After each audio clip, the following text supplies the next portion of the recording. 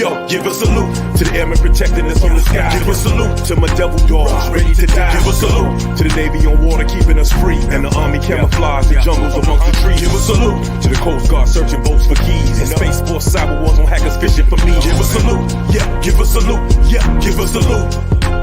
Give a salute, yo. Give a salute to those who sacrificed and gave their life. Threw up the red, white, and blue to keep us living nice. They grab their pen and pad and write something that's cold as ice. You don't wanna gamble with us, we ain't rolling the dice. Don't get it twisted, we come ready, we deadly as hell. With camouflage rucksacks and we never will fail. Let's get it on, I promise that you'll be gone. You don't really wanna battle with us when the heat is on. We strong, we can see you anywhere. We killers with drones. Real, you know we ill with the skills. What's up, what's up, what's up? What they do? Welcome to another episode of the Salute Podcast. I am your boy, retired Chief Master Sergeant Pat Wilcox, a.k.a. the Hip Hop Chief, a.k.a. Conscious Rhyme of the group Purgatory. The Salute Podcast is always in the service of dreamers, and we showcase the talents of all current and prior military members in the element of hip hop or whatever the hell you do, right? So if you can rap, also dress fresh, and you serve your country, guess what? That salute is for you. So what's up, man? I got my people on here, man. You know, it's been a minute since I've been, rocking. I got a new intro. It took me a bit. I got a new intro. I got a new logo. Doing a whole bunch of new stuff, man. That I think is, going to take us and elevate us to another level. So I want to say this before I get rocking and get rolling, man. I want to give a moment of silence. To a young man that just lost his life a couple of days ago. His name is Adam Hart, firefighter at Herbert Field. I worked at Herbert Field for about almost 4 years. Worked very closely with this young man. I won't say young man. He's 38 years old. Good dude, man, and he's got a GoFundMe site out there. I'm gonna be putting that out, for everybody. I'm putting it on my Instagram and around. So everybody can get go in if they want to help him out. It's already on my Facebook page. If anybody want to go out and donate to his family and help him do his thing, I just say this guy had a good heart, a good person. His name was Hart for a reason. He had a really, really good heart. It just hit me hard the other day. And he died in the worst places, man. You want to die as a firefighter at work, in the bunk room at work, and that's not where you want to go, but. So he was a good dude, man. It hit me hard the other day, and it made me start thinking about mortality and all of this stuff. And some of the topics of the stuff we're going to talk about today. We're going to talk a little bit about ageism and just, and growing old in hip hop and some thoughts on that. So I want to bring all my people along who I think might have some interesting conversation when it comes to this, man. I won't say, like I said, I've been away and I just been a lot, family stuff and so on and so forth. But I'm feeling better. Got a new album on the way. I think I'm gonna drop this first single here. I was just, finished writing a little bit of stuff the other day. I was just smiling. I'm like, man, I got some good stuff, man. I got some good stuff. So I'm gonna drop this album this year. I think I'm gonna drop this single for my birthday and so on and so forth. And I think we're gonna roll like that. You know what I mean? But without further ado, I'm gonna introduce my people. And then we're going to get into what we get into. I'm going to, so I'm going to go from my left on down. So I'm going to start with Mr. E. Smitty. My man E. Smitty, what it do? What it do? What it do? What it do? What it do? What it do? My man Chuck. What's up, Chuck? What's good, champ? For sure. And my man, save the last in here, man. My man MRK SX. My Detroit man, what it do? What it do? What up, though?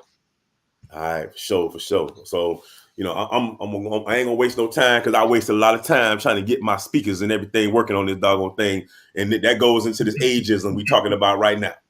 We gonna get into it, but before we do that, I gotta fix my doggone. Let me fix my real quick. My light. Make sure my light is on over here real quick. Because my light went off for whatever reason. I want to be a little bit bright. So let's, I don't know what happened. Why it went off. So we're going to put it back on.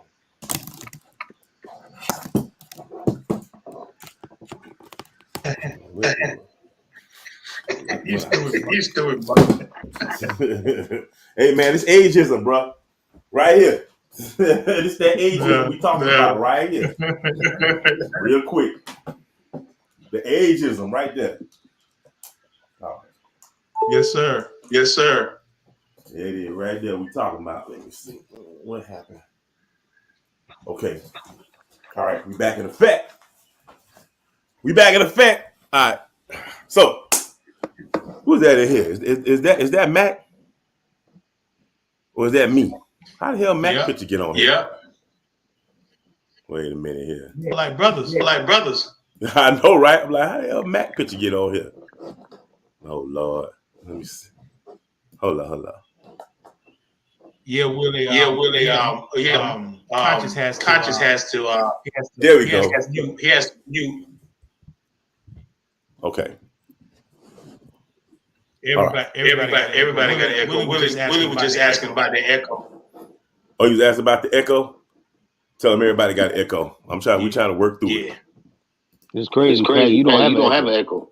I know, because I'm the one causing the echo. That's why. And my light went out again. Oh well. Anyway, we gonna just roll, man. So the first question I'm gonna ask my panel, and we're gonna get rolling with that, man. And we talking about ageism in hip hop. So a lot of stuff been said out here. I saw a podcast not too long ago where dudes was talking about. I heard a guy on there. He was talking about ageism. He was talking a little bit about how he thought that you should not be rapping past 30. I think I put that out in our little chat, man. I was like, what? Who is this dude, man? You know what I'm saying? Where you come from with that? But, I got my own opinions on it. I just didn't want to, I want to give y'all an opportunity to jump in here. I got a couple of things we're going to talk about, but I want to start with that. Hopefully this won't take us through the whole doggone podcast, but it might. Hopefully it will not, but it might take us through the whole podcast. But let's roll with that first, man, and let's talk a little bit about that. I'll start with whoever want to go first. Chuck, you know what I'm saying, or MRK. Well, I call Chuck name. You know what I'm saying? Chuck the old grandpa to all of us. So let's go ahead and let Chuck roll. No, I take that back. Smitty got everybody beat, but hey, it's funny. We talked about that yesterday. And I was like, I was an old one, and I mean, we ain't far apart, literally like days. But but that's all good. Crazy, I mean, right? Yeah, it's crazy. But here's the thing: we talk about ageism. If you think about when we started listening to hip hop, if you listen to LL, he said my old gym teacher ain't supposed to rap. It was ageism back then. It's just those guys from that era didn't last. Now you're seeing, guys last. Remember Snoop? How old was Snoop? 21, 22? And he's 30 years later. Wu-Tang into the 36 Chambers, 30 years old. People didn't expect hip-hop records to last this long, and then we grow with it. So, in essence, man, they're saying what we were saying back then, but it just happens that our music, our generation lasted. I mean, you didn't expect Illmatic to still be 29 years later. It came out in 94, right? Still being one that you play to death. Doggy Style, played to death. You didn't hear Curtis Blow a year later, or UTFO more than a couple years later. But now you're hearing the Jays, the Nas, the Snoops, even Redman, Busta. These cats' albums we grew with their albums. So of course, I guess you could say we old because we grew with their albums and they still relevant. They didn't stop like those guys. So I guess they just got to deal with it. And even the people they like now, they consider them old. You look at Drake, Kendrick Lamar. I mean, they're not under 30. J. Cole, he's not under 30. I mean, them guys are pushing 40, if I'm not mistaken. If they're not 40. So, I mean, that's just good music don't have a time limit. Good music don't have an age. So that's just my 2 cents on it.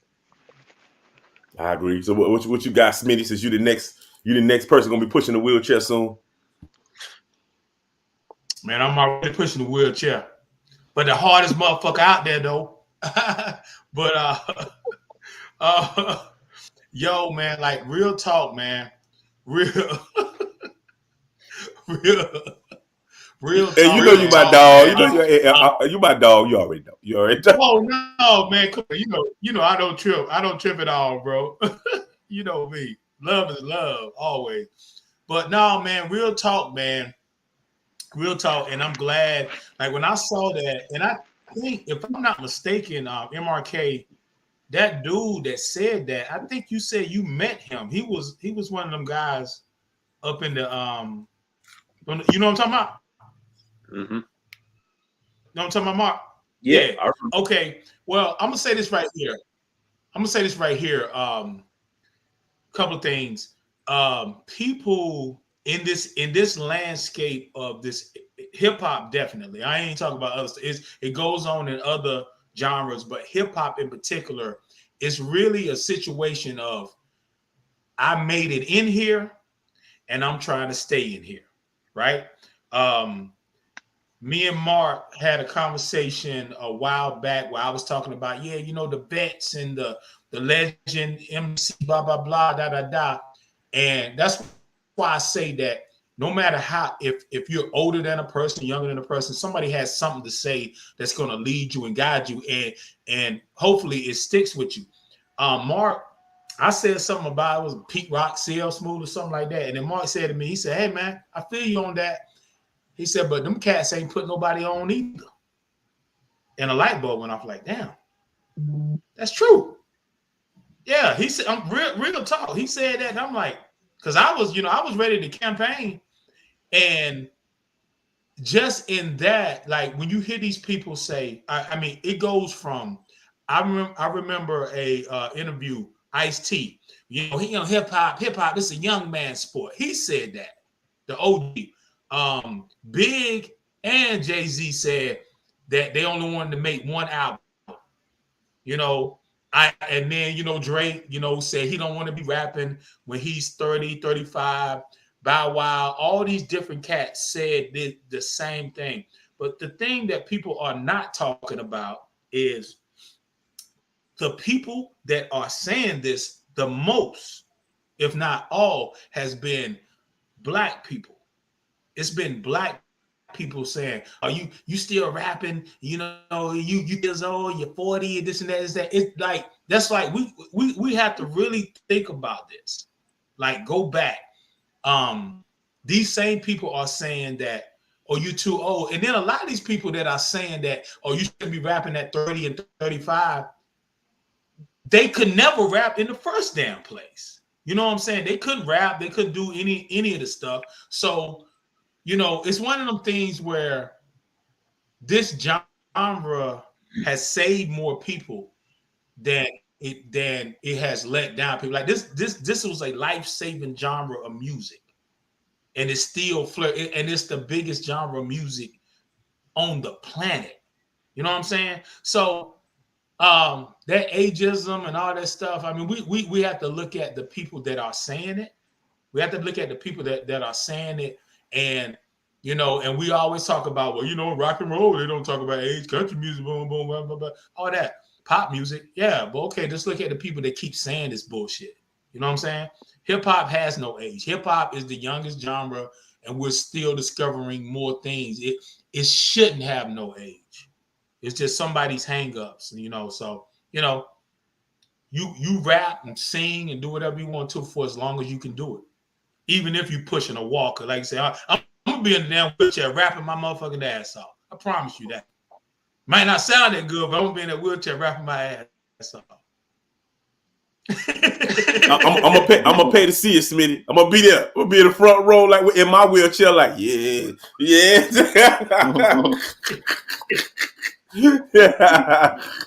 All right, Mark. You know what I'm saying? Go ahead. Man, those are some excellent points. I'm gonna set this up with something. I don't know if y'all saw Fat Joe was answering some questions from fans maybe about a week ago on some program. He read a fan's message, and the message said, "Hey, Fat Joe, I'm 52 or something like that, and I was an artist, and then I started having kids, and I put it down to raise my kids. And now that I'm financially stable and my kids is out of the house, I'm looking at, possibly getting back into my career. Do you have any advice for me?" And Fat Joe, I believe his exact response was, "Do me a favor and stay retired." right? Like I think that was his exact Mhm. response to what the guy was saying. I set that up like that because I wanna make sure that I'm not oversimplifying what's happening here. I'm a word person, and I believe that what's happening is we're all having a miscommunication. I don't think that we're using the phrase rap the same. I honestly believe that when somebody says you're too old to rap, it is they are not talking about the physical activity of putting words together over beats and trying to get people to like it. I think for some of us, we hear that as too old to be an artist that wants their art heard. And to others, it's rapping is like being somebody that's trying to act young, that's not young. And you look corny, trying to act like you bringing something new, or Drake is sort of struggling publicly with this, and he's not doing a good job. And I think he's a really good example of this, right? Because a lot of the pushback for his new music is that he needs to start aging. Like we need you to embrace the fact that you're getting older. It's starting to look a little weird. You always around the kids. Nobody's asking him to not be an artist. Nobody's saying he shouldn't continue releasing music or being as great as he is. But there's this weird sort of undercurrent of energy. I don't know if y'all see it, like when it comes to him. Like he's 37 now. And so there's this weird sort of thing where it's like, dude, you gotta let it go. And it's like, let what go? It's like, well, trying to be young on purpose when you're not looks bad. It's a bad look. And I think that somewhere in that, like, I don't have all of the words, but I think somewhere in that and the struggle in that is what people are trying to say on one side of the issue. Smitty, that guy that said that you're referring to manages artists that are in their 40s. I know them, and they have careers, right? He's been managing them for the last 20 years. That's how he got successful. He got successful managing those guys as writers and then as artists, right? So when he says you too old to be rapping, I don't think he using that like how we use it. I think he using it in a whole nother way. And to be honest, I don't think we've ever actually made the distinction between the physical act of rapping and being an artist. I don't think that we've ever really done that. And so we have a lot of unnecessary like banter back and forth where it's like, I'm an artist, I do rap, right? And a lot of people that are rappers who rap because it's fun to do, it feels good, and maybe they can even make money, attract girls or whatever, find it offensive when they're not seen as artists, right? Like they find that part offensive if we say to them, man, you just do y'all remember that? Like when people would say you just a rapper, like when rapper was kind of a negative thing to say, like that word, MC was like a better one. And then over the years, artist became even more prestigious, It's like I'm an MC, I'm a rapper, I'm an artist. I think as an artist, being the umbrella, a writer, performer, right? Like, man, there's so many things that go into these umbrellas. it's so much. And when you make a general statement like somebody's too old to rap, man, you just need better words. Like you're being lazy. you being lazy and but it's salacious and it gets response. It gets, you know, when you just say shit like that, you know. So that's why I'm always gonna be with the issue. Before we dig into the particulars, I'm always gonna be with the issue of words. I just think as a culture, man, and I do mean that sincerely, as a culture, we just got to get smarter, bro. Like we need more words in our lexicon. Like we need to read more. We need to learn new ways of expression. We got to stop being okay with expressing ourselves at a third grade level. Like we and I feel like as the older people, like we have to like push for that shit, man. You know what I mean? And so that's where I'm gonna end it, bro. I think it's a word problem. Well, you know, I'm with you, Mark. I kind of think it's a word problem too. I think that, you know, we keep saying, you know, and I was watching something the other day, and I think I sent that video and I put it in our little chat where some guy was talking about, and I said Mark said the exact same thing when he was talking about that he was a rock guy, and he was just saying something about there should be different, you know, you got to have different, you know, subgenres of what you're talking about. You just can't say because you can't just say rap. It's rap, hip hop. You know, you should have, you know, it shouldn't just be 2 or 3. It might be a couple of subgenres that you have that you can put people in. And then so when we have these conversations, it'll make more sense. Like what he's saying, you know, so I'm all on board with that. I think that that's where you got to begin and start talking about it. And yeah, we are the youngest genre of hip hop. I mean, music. And, you know, we wasn't no old rappers. They all getting old. Melly Mel is in his damn 60s now. You know what I'm saying? If not older. You know, Kool Herc. He's still around, ain't he? Okay, so yeah, imagine how old he is. Mm-hmm. You know what I mean? So it never was. We never aged into this. So now we starting to age into it, and you kind of see what it looked like. You know, I'm just under the belief that if you got sound mind and you can still do something and you're talented at doing it, just doing it. Just do it, you know. But this has also got to do with a corporate. You know, once the corporate came into our business, that changed everything too. Because this is what they are dictating. I think, you know, man, my man, you know what I'm saying? Damn, I'm thinking about from my damn Primo. Primo said it. Primo said you letting these corporate people dictate what hip hop is, and they've been dictating what it is for so long that, you know, it's like we hear, you know, I'm getting to politics. Donald Trump say, "Hey man, I'm a good guy. I'm innocent." You know what I mean? They're messing with me. They're doing this. If you say something long enough, people start to believe it. You know, if you keep saying, "Hey man," you know what I'm saying, it's an old man's game. You know what I'm saying? People start believing it, like, you know, start really believing it into this stuff. So, you know, like I said, it's multifaceted for me as what he's saying. You go for the, you know, the language of what it is, and you got to understand that, you know, that it's some corporate stuff, and it's young. We got a young genre, and then you got to look at the corporate part of it. How the corporate is molding this thing to make people believe what they want to believe and how they believe. Like I said, I think if you out there and you got good sense and you can do your thing and you can rap, do it. You know what I mean? Somebody likes what you do. Somebody likes what Mark does. Somebody like what he's Smitty. They like what I do. They like it. You know what I'm saying? It's people out there, and I think, and you know, I had to talk with Op all the time because I get caught into that. You know, man, these young. I think, look, man, it's a lane for everybody. You just got to find out where your lane is. Build on that lane. It'd be nice if everybody who's in their lane can all get together and just do a show and work together to make that one thing happen. But you know what I'm saying? Go ahead, Mark.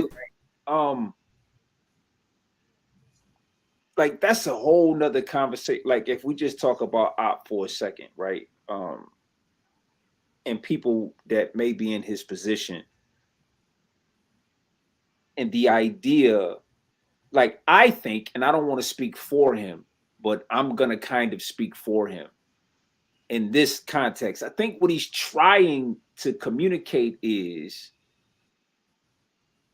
the public is not, he fears that there's not a wanting public for what he does. And that's where the dissonance is coming in, is that there's not a wanting public. So to me, that's still way too simple to look at this. I love to create. I love to write. I love to record. I love to do a thing and I want to put it out in the world. There is people that love what he does. I know because he'll make a post and I see what they say. They say, we love what you do. So the question of whether or not there is people that will love what he does is not a question. Like, it's absolutely true that anything he releases, somebody in the world, multiple people are going to appreciate it and be happy that he did it. So where's the dissonance? Like, what's the issue here? The issue here is that we even having our dreams and goals, we have to mature them, dog. Like, no, like if you still carrying it from when you was 18 and how you wanted it to be when you was 18, well, first of all, you ain't 18 no more. Just you. You're not 18 anymore. You're not 22 anymore. You're not 25 anymore. You have to, like other artists in the same sort of age range, even we have to start calling that up out of each other. We have to start. That's not the same as saying, dog, there will never be a large audience for you. Like, let's not be that simple-minded, right? You know what I mean? That's just being honest. That's just saying, hey, bro, you probably have some PTSD, right? From the shit not happening the way you thought it was gonna happen, right? Like, we probably all have that for everything in our lives, right? Because we have all of these landmarks. We got 18, 21, 25, 30, 35, 40, 45. Like we have all of these different benchmarks in our heads. And like every time we miss one for what we thought we were gonna be, it ain't just rap, bro. It's everything. Right? Everything, everywhere we supposed to be, failed marriages. I mean, everything, all of it, right? We gotta stop. That shit is kind of, I'm not saying he doing it, but I'm saying it's kind of whiny a little bit. It's like, yo, man, shit, get off the goddamn pot. You know, like, yo, bro, we fuck with you. What, we ain't good enough? We not enough to like your shit. You know what I mean? You want the strangers in the world to fuck with your shit. But everything they like, you don't like. Everything they like, you don't like. But you know what they like. It's not hard to figure out what they like. Go on YouTube. They telling you what they like. Are you gonna do that? You're not gonna do that? Well, who's got the problem? Do you have the problem or do they have the problem? Which one is it, dog? You know what I mean? It's or are you invested in this story about wanting, like, bro, like when we came up in hip hop and everybody can say, we didn't even, like, if we found out everybody was on an artist in the beginning, we kind of didn't really rock with that. It was hard for that artist to impress us. Like, it was like the moment we found out there was a whole bunch of people into something, it became pop. We was like, you know, it was like we was elitist or some shit. It was like, nah, I'm over here. You know what I mean? I don't, you know, I remember when it wasn't cool to like MC Hammer, and I liked MC Hammer. You know what I'm saying? But it was, there's even video of Tupac going around clowning MC Hammer, you know, but I liked MC Hammer. You know, he wasn't the best rapper, but as an entertainer, you see what I'm saying? He was phenomenal. But but rappers will be like, or MCs would be like, you know, that shit ain't doing nothing for the people, you know, whatever, man. You don't like to dance? You don't like the, you know what I mean? It's like you don't like dancing. You don't like being around women, dog. You don't like dressing fly. Who don't? Point me to somebody that don't. Everybody likes that shit. Why shouldn't there be people that represent all of that? I'm kind of going off, of course, a little bit, but I just kind of wanted to speak to that, and I wanted to encourage us as older gentlemen to push back on the simple-minded conversation.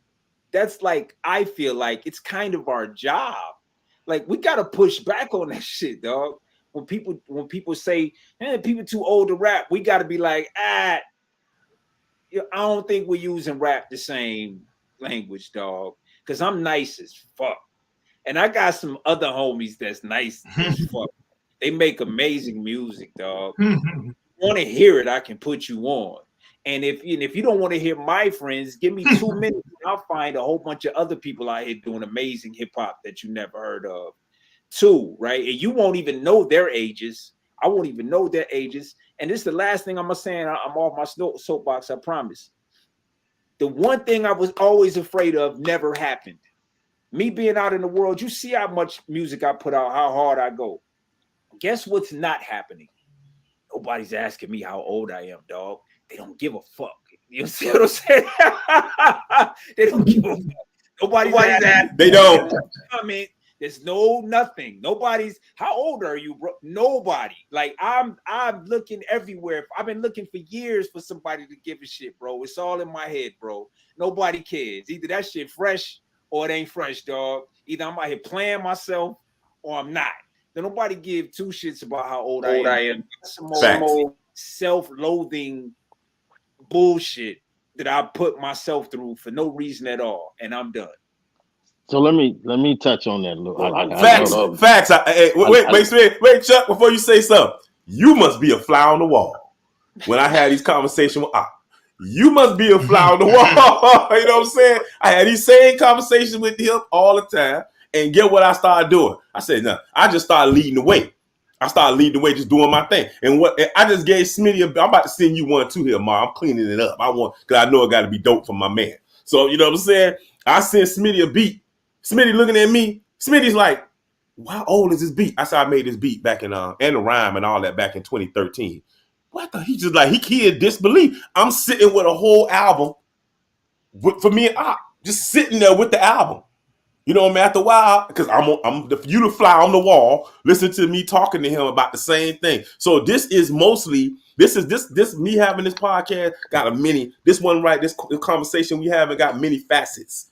You understand what I'm saying? But you know, it's got a personal one. You know what I'm saying? Because you know, like I said, you must be the fly on the wall. And I'm gonna leave it there. I'm gonna let Chuck go ahead on and jump in there. Yeah, let me get a piece of that, man. I love what Mark said. Number one, good music is good music.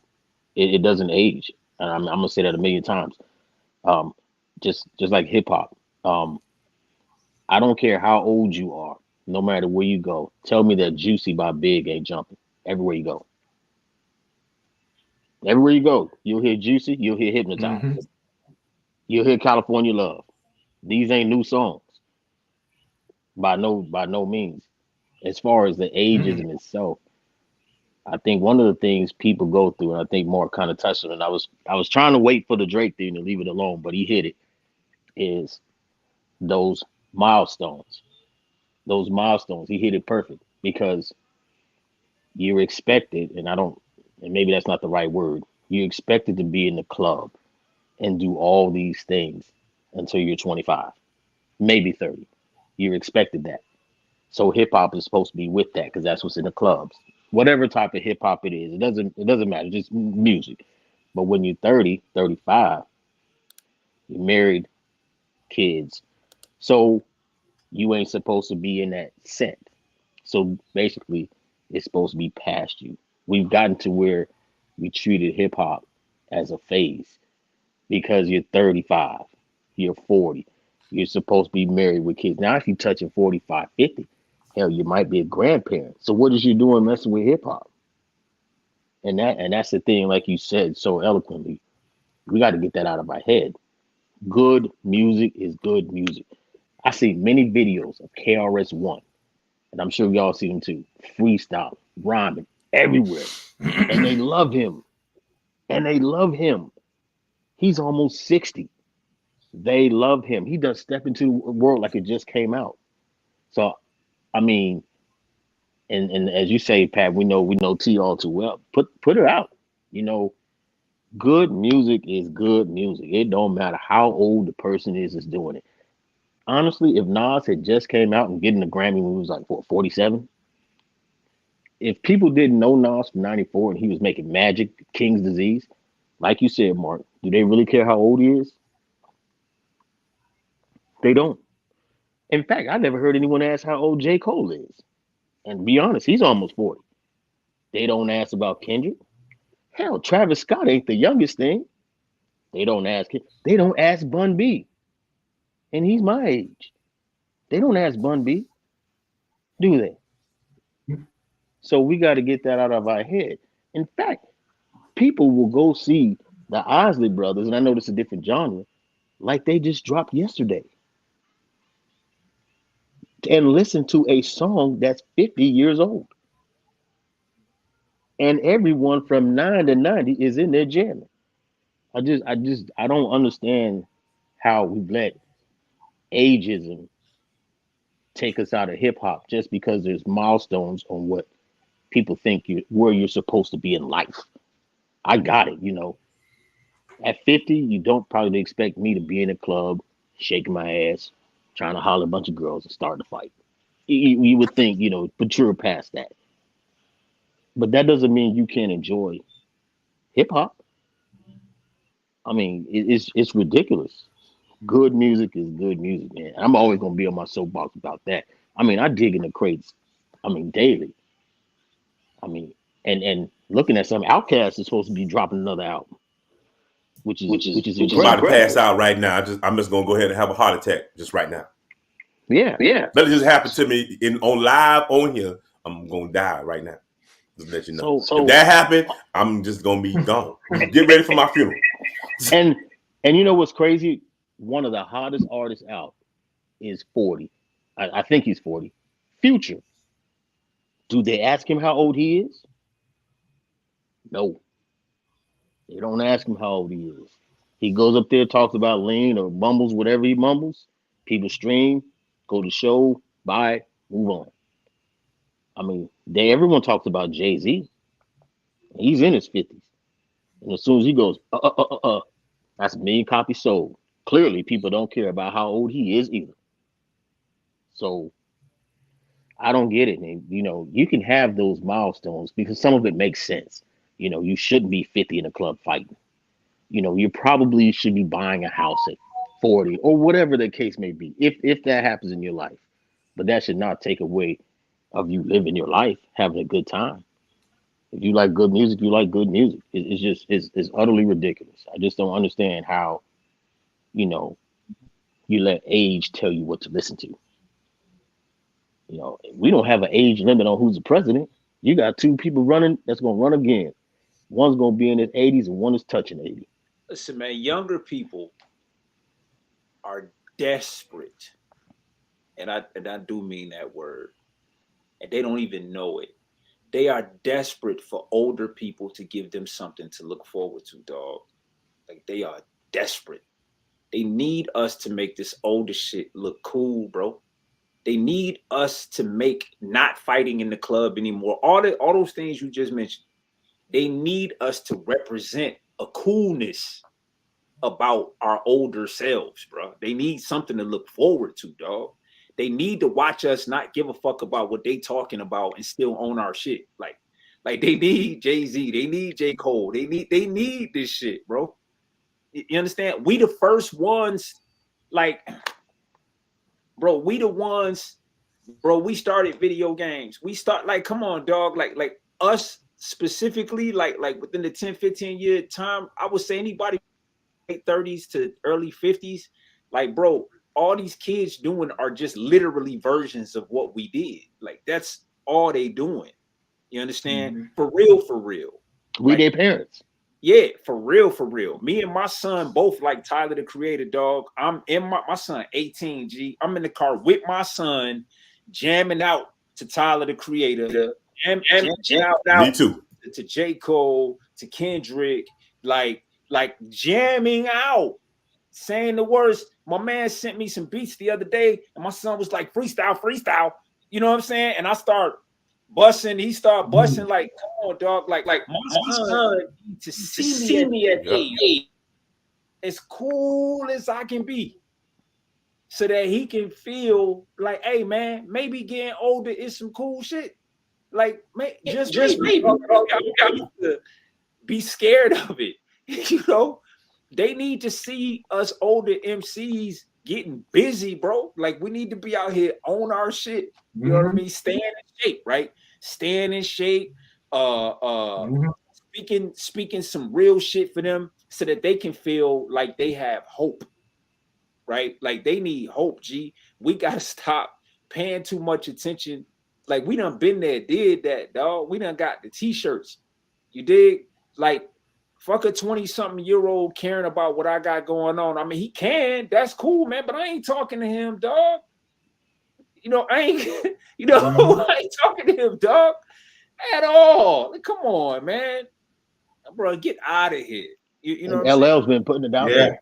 Have y'all been following what LL has really been putting it out there? Yeah, for sure. But LL is doing like when he was talking about how I was saying how the older artists, Black Mac, what up, wasn't putting on other artists. Like, so LL over the years, instead of like complaining, right, went out, took his money, found some investors, got his own radio station.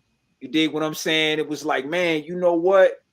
I want to put together this thing where it celebrates. You know what I mean? Like he's the generation before me, right? Like before all of us, actually. Like he was like we grew up watching LL. Like, you understand what I'm saying? Like we wanted to do hip hop because we was watching him.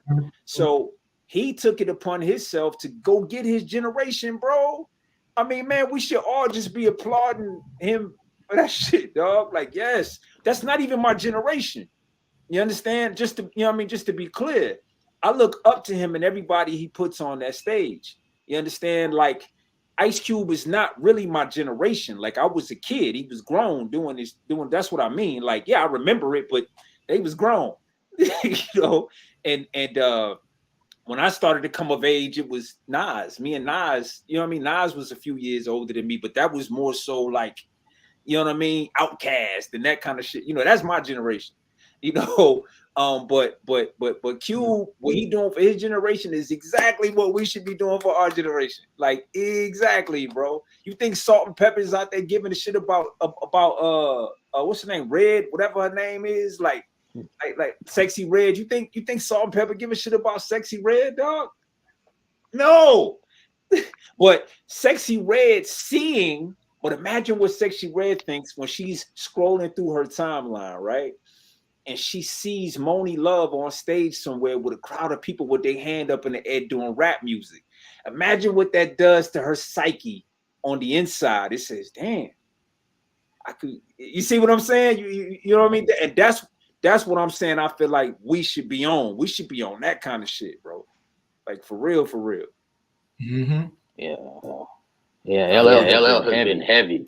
And he's been bringing the younger people on, too. I want to throw something in there. Throw it out there, brother. Yeah.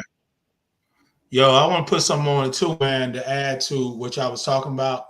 A couple of things is like going back to what, like you say, you're having the conversations with about this. And I say this with all love. I say this to my brother, Mark, whoever. It doesn't matter to me.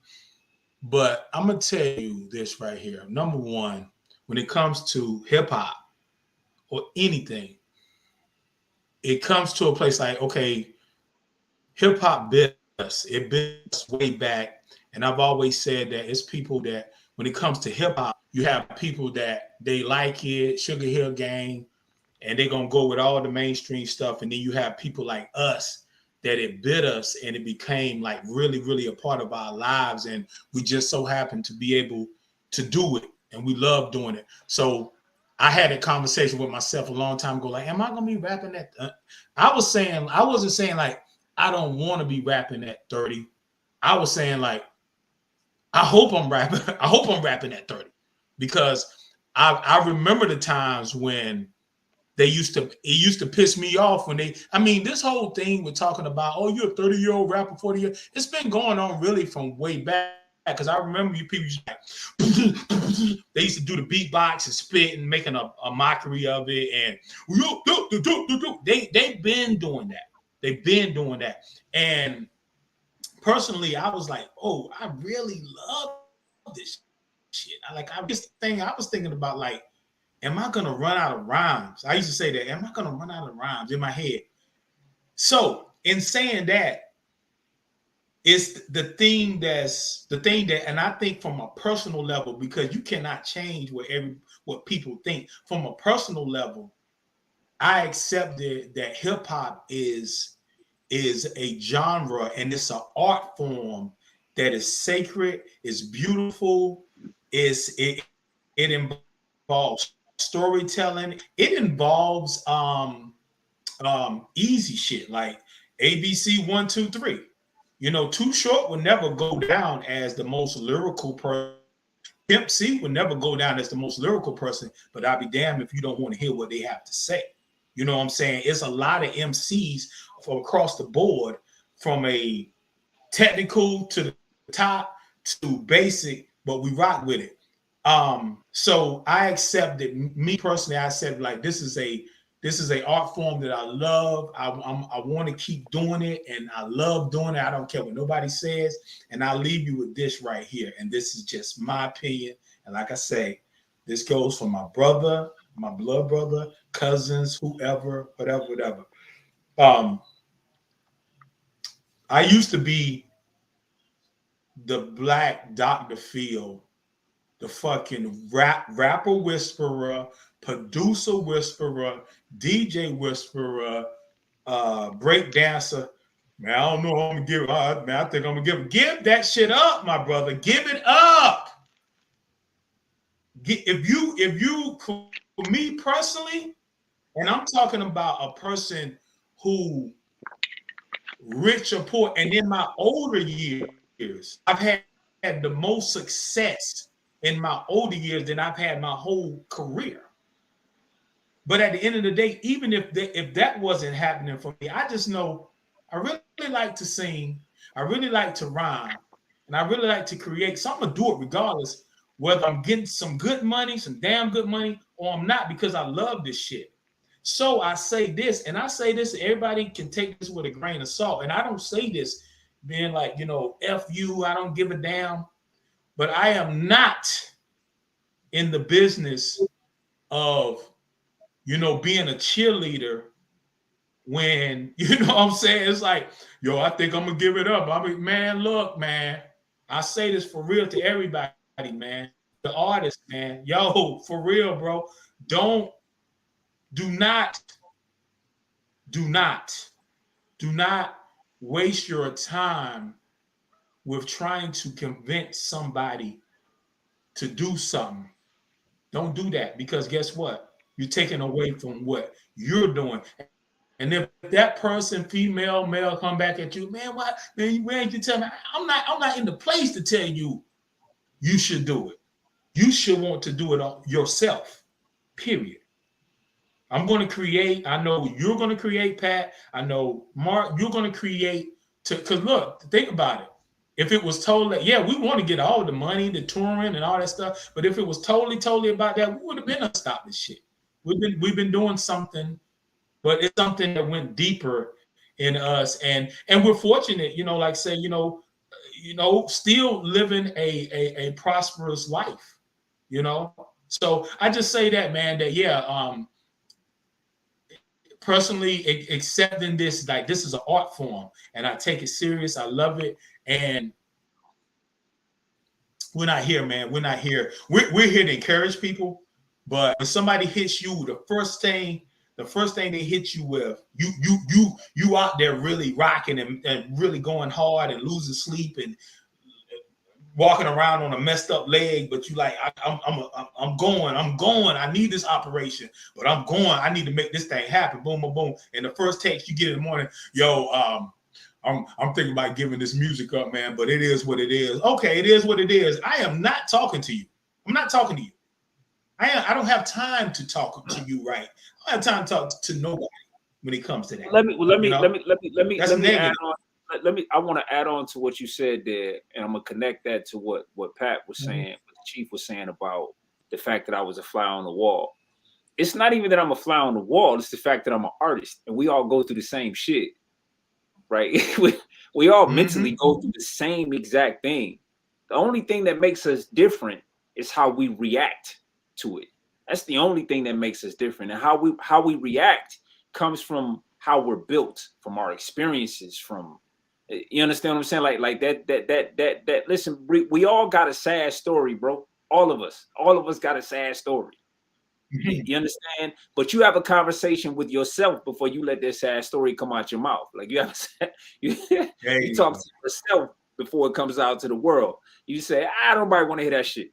Or whatever it is, like, man, it doesn't serve any of us, bro. Like it's the ego out of control. It's out of fucking control, bro. Like, make music, don't make music. Nobody gives a shit. Some celebrities died last month. I don't even remember who they were. You understand? Like, this is how this shit goes. What you got going on, bro, for the rest of the time you got here. Like, that's pretty much it.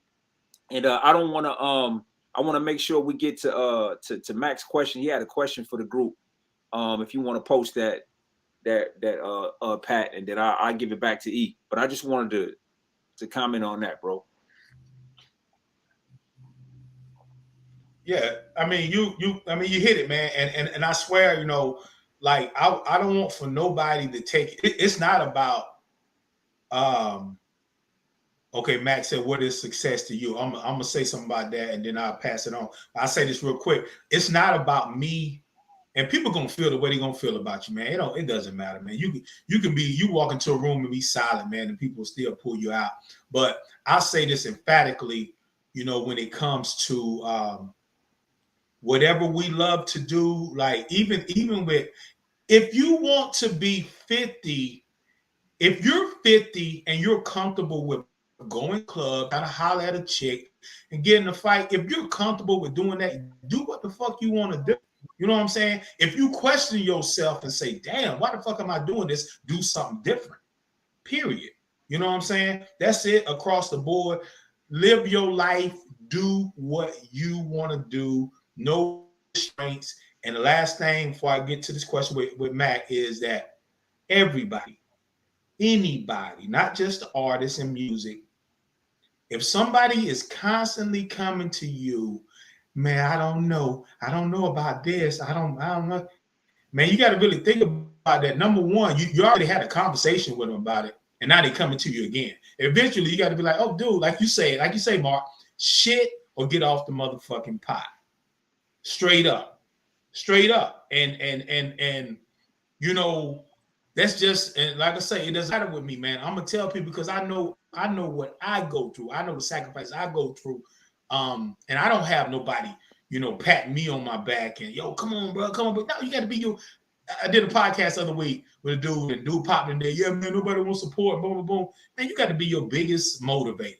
You have to be your biggest supporter, motivator, cheerleader. You have to do that. Nobody is obligated to do none of that. When you get on, everybody gonna fall into place. So, but what is success to you? To me, success is doing what you want to do, whether it comes with being successful, make money, or just doing what you want to do.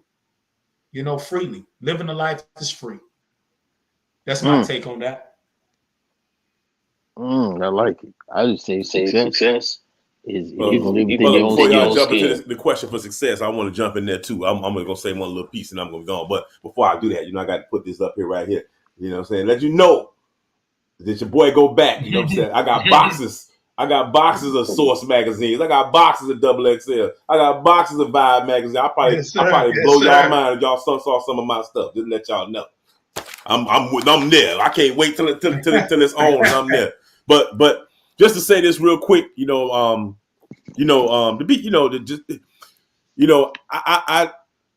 to thank Smitty, because me and Smitty always have offline conversations. We have really good conversations, man. And Smitty done said to me 1,000 times, man, Pat, people want to hear you, bro. I want to hear more from you, bro. He done said that 1,000 times. So he motivated me, because forever I never thought that I would ever be a solo artist. You know what I'm saying? I didn't want to be no solo artist. I want to be Purgatory. Like I said in my own, I don't know if y'all saw about my little Facebook story. You know what I'm saying? Acting out forever. You know what I'm saying? That's what I was about. I wasn't about that. You know what I mean? But my man, he's like, oh man, this is what it is. And so he motivated me a whole. And like I said, I'm supportive of my brother. I just had to do some things that I have to do for myself to keep me, because I'm a creative guy. I'm very motivated to do the things that I love to do. So I can't make anybody dreams be my dreams. These are my dreams. He didn't wake up this morning with my dreams in his head. You know what I'm saying? And people, you know, are the same way. So that's my brother. I'm a roll with him. I motivated him. He come in, he drop a couple of lines, drop a verse. He gonna drop a verse. You know what I'm saying? If somewhere down the line we get a Purgatory album, I'm all in. I got beats galore for this Purgatory album. Trust me, when I'm unleashing them to y'all hearing little bits and pieces of it, it can only get better. You know what I'm saying? You know, because you got to say the best. You know, so I got to stack the little best ones. You know what I mean? But you know, just like I understand. But I'm like you say, I'm with Smitty. I roll that way now. I'll be there for you. I got you. But you got to feel the way you feel. And a lot of times you see the stuff that's going on in the media. The media don't help. The things you see going on and the things people say. But that's when you got to go back to what you say, Mark. Nobody gives a damn about that. You know what I'm saying? You just got to, you know what I mean? Nobody care about how old you are. I don't care. They just do what you do and how you do it and be the best at what you do. You know what I'm saying? Amen. So whoever want to, you want to go with it, Smitty wants to go with the question that Matt put out there. You want to run with it first? Well, I already said it. I said success to me is you want to mute it back. Success to me is doing what you want to do. It can come with a lot of money. It can come with a little bit of money, but you living a life that you're free. I'm big on success. To me is just being free to do what I want to do and just do what I do. So yeah, that's. Yes, what you got, Chuck? I'm almost on the same lines. Smitty really is if you can live within your own skin, as I call it. You know, if you musically, let's say you put out an album and only one person buys it or listens to it or whatever. But if you can live within yourself and you happy with what you put out, then you're successful. It's all about being able to live within your own skin. Because if you can't live within your own skin, you got $1 million. You ain't successful. You're not, because you can't live the way you want to live. You can't be who you truly are. So I'm on the same line as Smitty, but living within your own skin, that's success, man. If you wake up and look at yourself in the mirror and say, hey, I gave everything I had to, whether it's rap shit, sport or whatever, marriage, whatever it is. You gave your 100%. You can look yourself in the mirror and say, I did everything I could the right way. And the results are what they are. You're successful. So that's just my opinion. I think success for me has evolved to which I'm not there yet, but is being in a constant state of appreciating the moment. That would be the ultimate for me, is to be in a constant state of giving every moment of my life everything that I have, and to not concern myself with times that don't exist, like the past or the future. If I can figure out how to just be with my son when I'm with my son, if I can figure out when I'm with my friend, E. Smitty or whatever, like if I can learn how to just be in that moment, I think that would be everything for me, because all this is just moments, dog. Like it's just a collection of them. Like that's it. All of this infatuation with the future and the past is very unhealthy for me, and very unsuccessful. And as a matter of fact, if I think too much about the past or too much about the future, I'll start feeling unsuccessful. But man, I'm in good health. Life is not perfect, but I have all the hope in the world. And what I'm doing right now, like I'm like in this manifestation of a bunch of ideas built on top of each other. I mean, man, look at us, bro. Like, what could be better? Like, I mean, honestly, like, what could be better? What, a bunch of strangers saying that they like us? Like, who gives a fuck? Like this is it, man. Who we got? We got Kim down here talking about she still got 2Pacalypse Now tapes and Mac here. Like, these people give a shit, bro. I mean, bro, to have people that care about you and you like in the moment dealing with that, bro, man. Like, I'm gonna leave here and go have one house with my son, bro. Like, that's That's it. Like, that's where I want to be, dog. I want nice shit too, man. You know, every time I ride past a nice house, man, I'm not gonna lie, bro. Like, the question does dawn on me, man. Is that something I could ever have one day? You know what I'm saying? But listen, man, the person in that house might be sick, bro. And he might only have one request, and that's to not be sick. He could give a shit about this house. You know what I mean? He just want to not be sick.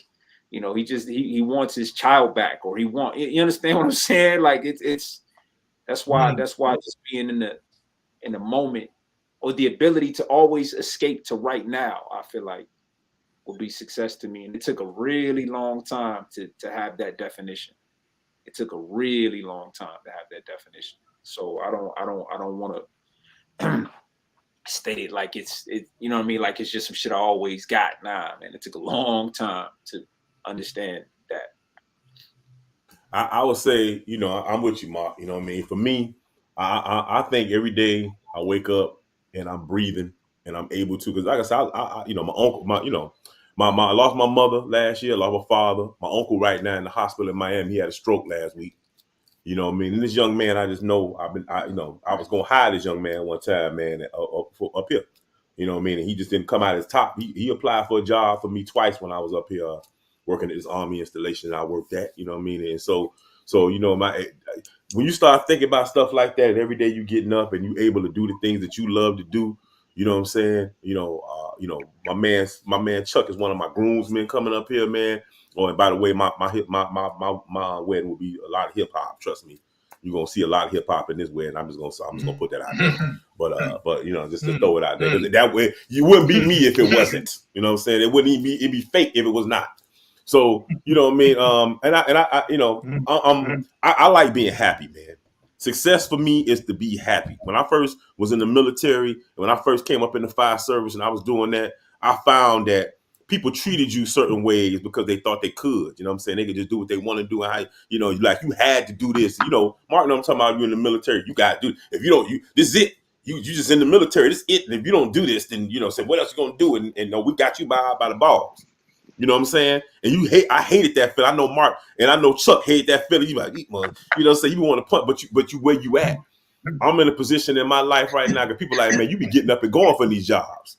You be getting up and going, you know, man, because I don't like working for assholes. If I don't like you, I don't like you. I don't want to work someplace where I'm not happy. I don't give a damn. You know what I'm saying? You know, loyalty. Only thing you loyalty to is your God, your family, and the people's closest to you. Let me add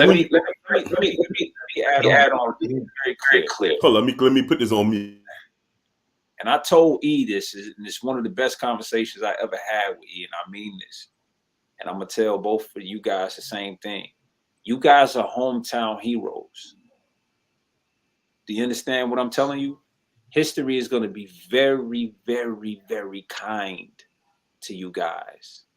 You have a journey that you're on and other things that you want to do. That's great. I do too.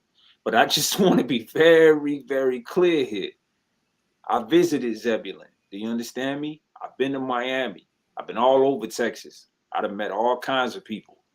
I can promise you, black men, history is going to be very kind to y'all, man.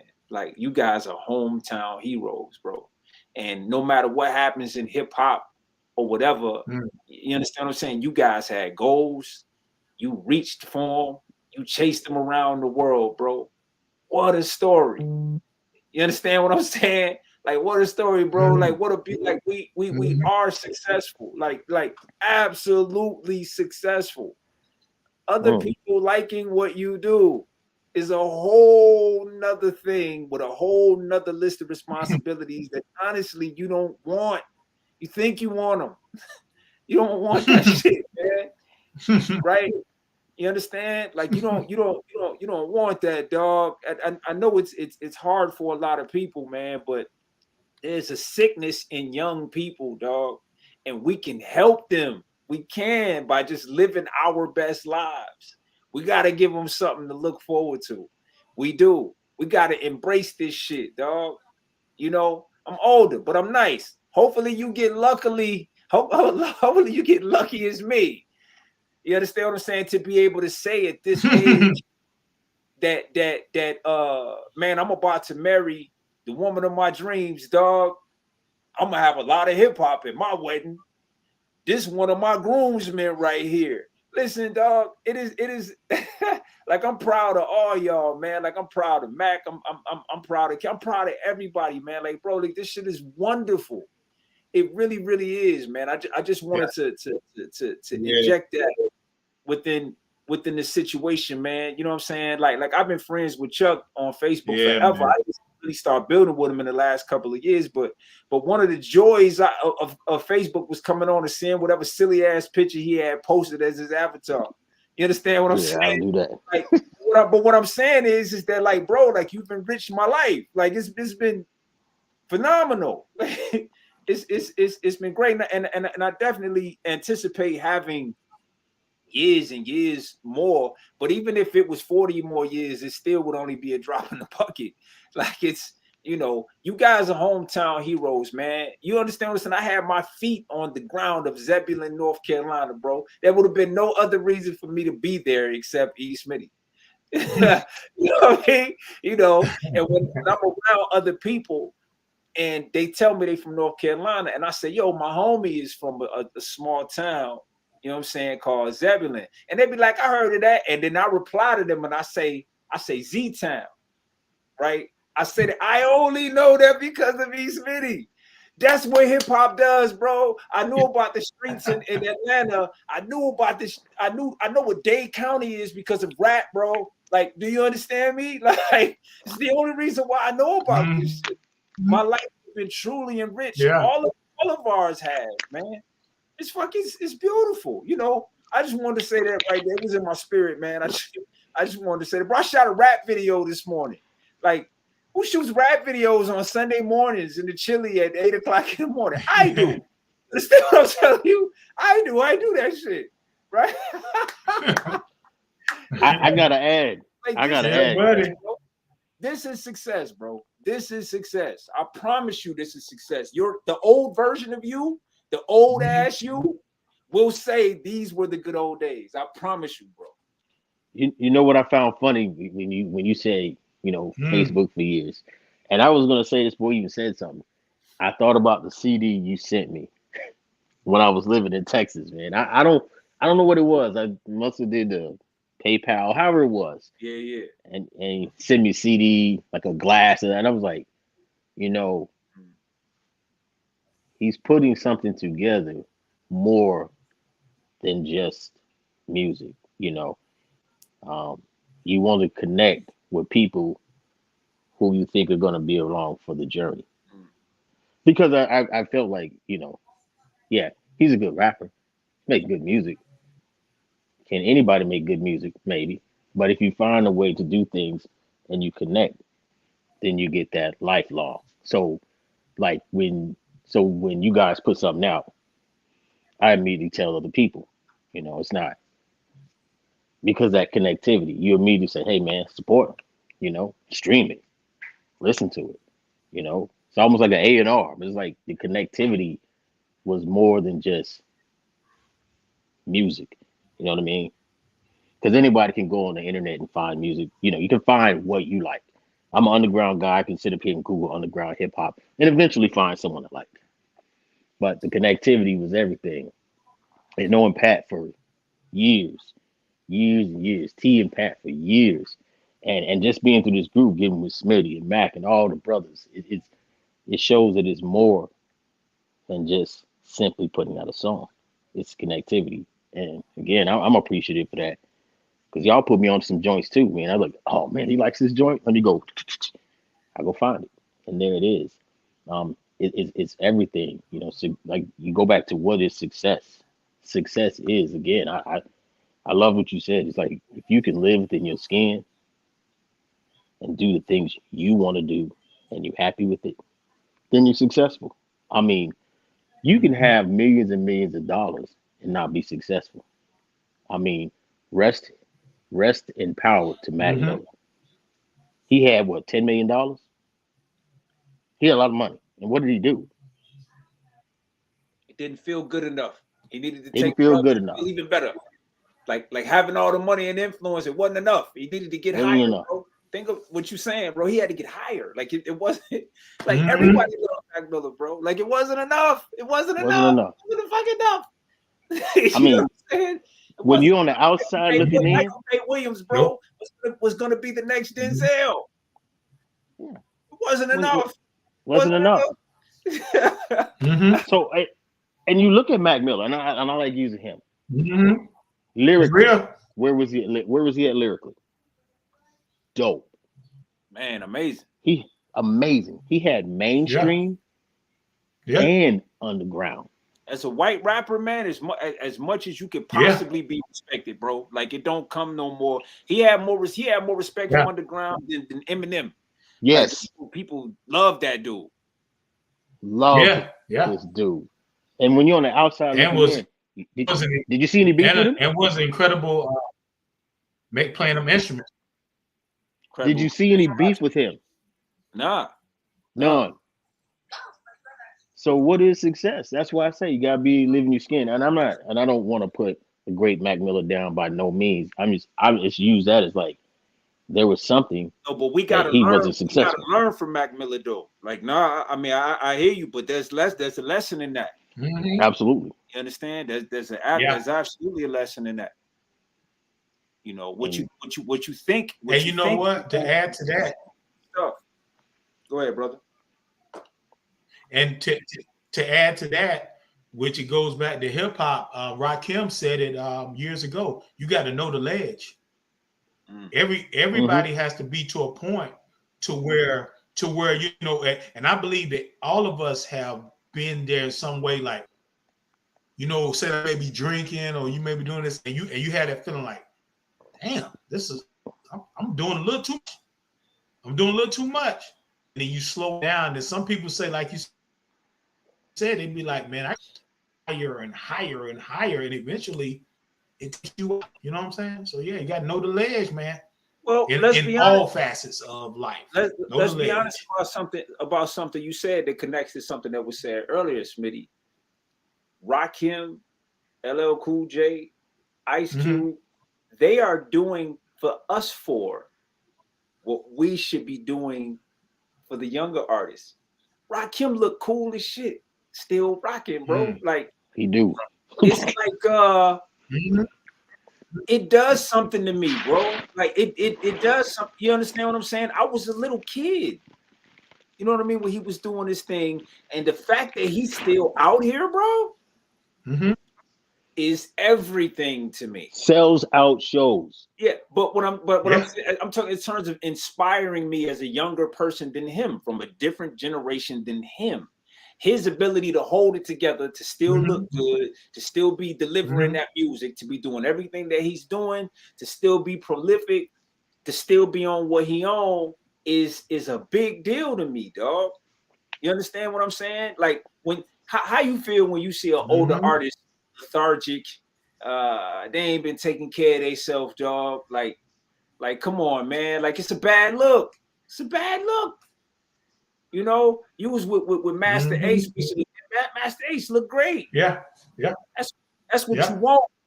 That's what you want, bro. Like that's success, dog. Like that's success, man. That's it right there. Yeah. You know. So I'm gonna say this. You know what I'm saying? Yeah. Let me put some numbers on this stuff. First off, you know, I've been knowing Chuck 27 years. Let's say that, almost 30 years. He's the first Purgatory fan. Put it like that. He the first acting out true fan. And he been our fan from day one. I'm just gonna say, you know. And first off, it wouldn't be no acting up if it wasn't for Chuck. Period. Period. Wouldn't be no acting up if it wasn't for Chuck. Period. You know what I mean? So that's that part of it. But you know, I'm with everything y'all saying is what I was getting into. You know, when I say about the jobs and how I make a move and I do what I do. People like, man, you went the job in the last couple months. You know, I was thinking I was going one way. In the last couple months, I had I'm going to my third job. I got another spot I'm going to now. You know what I'm saying? Third, but I'm able to do that. I go, if I don't feel it, I just ain't feeling it. And that's, to me, like you said, living in your own skin and being happy and being able to do stuff like that is success. I look over here, I got over $1,000 worth of hip hop equipment in this corner. If I walked over, you see all the stuff I got over here, monitors and keyboards and beat machines and all this other stuff. You know what I mean? I'm able to get in here on a Saturday or whenever I want to. Like you said, you get to make a video whenever you want to. I get to sit here anytime I want to and make music anytime I want to. That makes me happy. To me, that's success. I wake up, I got love. My family love me. My kids love me. I don't care about none of this other stuff out here. And when you're able to, like you said, live in your skin and be happy in what you happy in, the rest of that stuff don't even matter no more. I smile every day. People can't say, you can't probably remember a time you didn't see this chief smile. I'm always smiling. I see dudes got all kind of stuff going on, but I always feel comfortable in my skin. I'm from Miami-Dade County. I'm hood. I'm going to always be hood. I speak who I speak. I walk who I walk. I'm always going to be how I am. I'm real to the realest real. You understand? And that's how I've been able to be successful in my life, career, family, and everything else, just being me. And I think a lot of people don't know how to be themselves. They're so busy trying to be something else or trying to live in something that they not, that they find themselves being what other people want them to be or what they think other people want them to be instead of just being their damn self. You know what I'm saying? And so that's what I feel about success. And that's a good segue in because I had another one I was going to add up here. I wanted to add, I talked about Jay-Z and his $4,800 he was talking about. We talking about Drake. But before we get to that, I don't want to talk. That's a segue into what I'm about this. You know what I'm saying? About this Sexy Red. You said Sexy Red. You know what I'm saying? I'm like, do you think this girl put this out herself? Do you think she put this stuff? She say she didn't do that. And that goes into, if she did do it, do she not know what success is? Does she not understand that she didn't have to do that to herself to be successful? See. Do you really have to do certain things to yourself like that to show your self-worth? And what is your self-worth based on? So let me add real quick. quick. And I pray that this is not true. Was this the young lady bragging about how she had the sexually transmitted disease? No, the girl. It's the girl who put out a sex tape and dropped it on her Instagram. I don't think she got no sexually transmitted disease. I don't know if she got that. I don't know. I know she supposedly did the sex tape, but I thought and I guess I can Google, but I think it's sad because the industry has ruined women. It's like women cannot have talent. There's nothing wrong with asses and titties. We men, we like that. But why can't, and Rhapsody's one of the lucky ones. Why don't we have Bahamadia? Why don't we have Mo Rhapsodies? Why don't we have Jean Grays, Rod Diggers? The ones that get pushed to the front.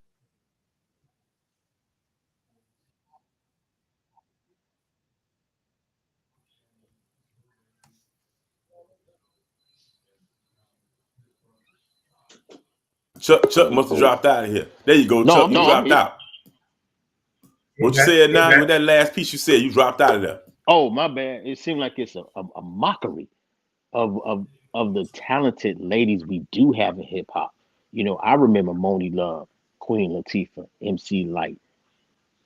And now you have to be Nicki Minaj, Cardi B, Sexy Red. What happens to the Rhapsodies, the Rod Diggers?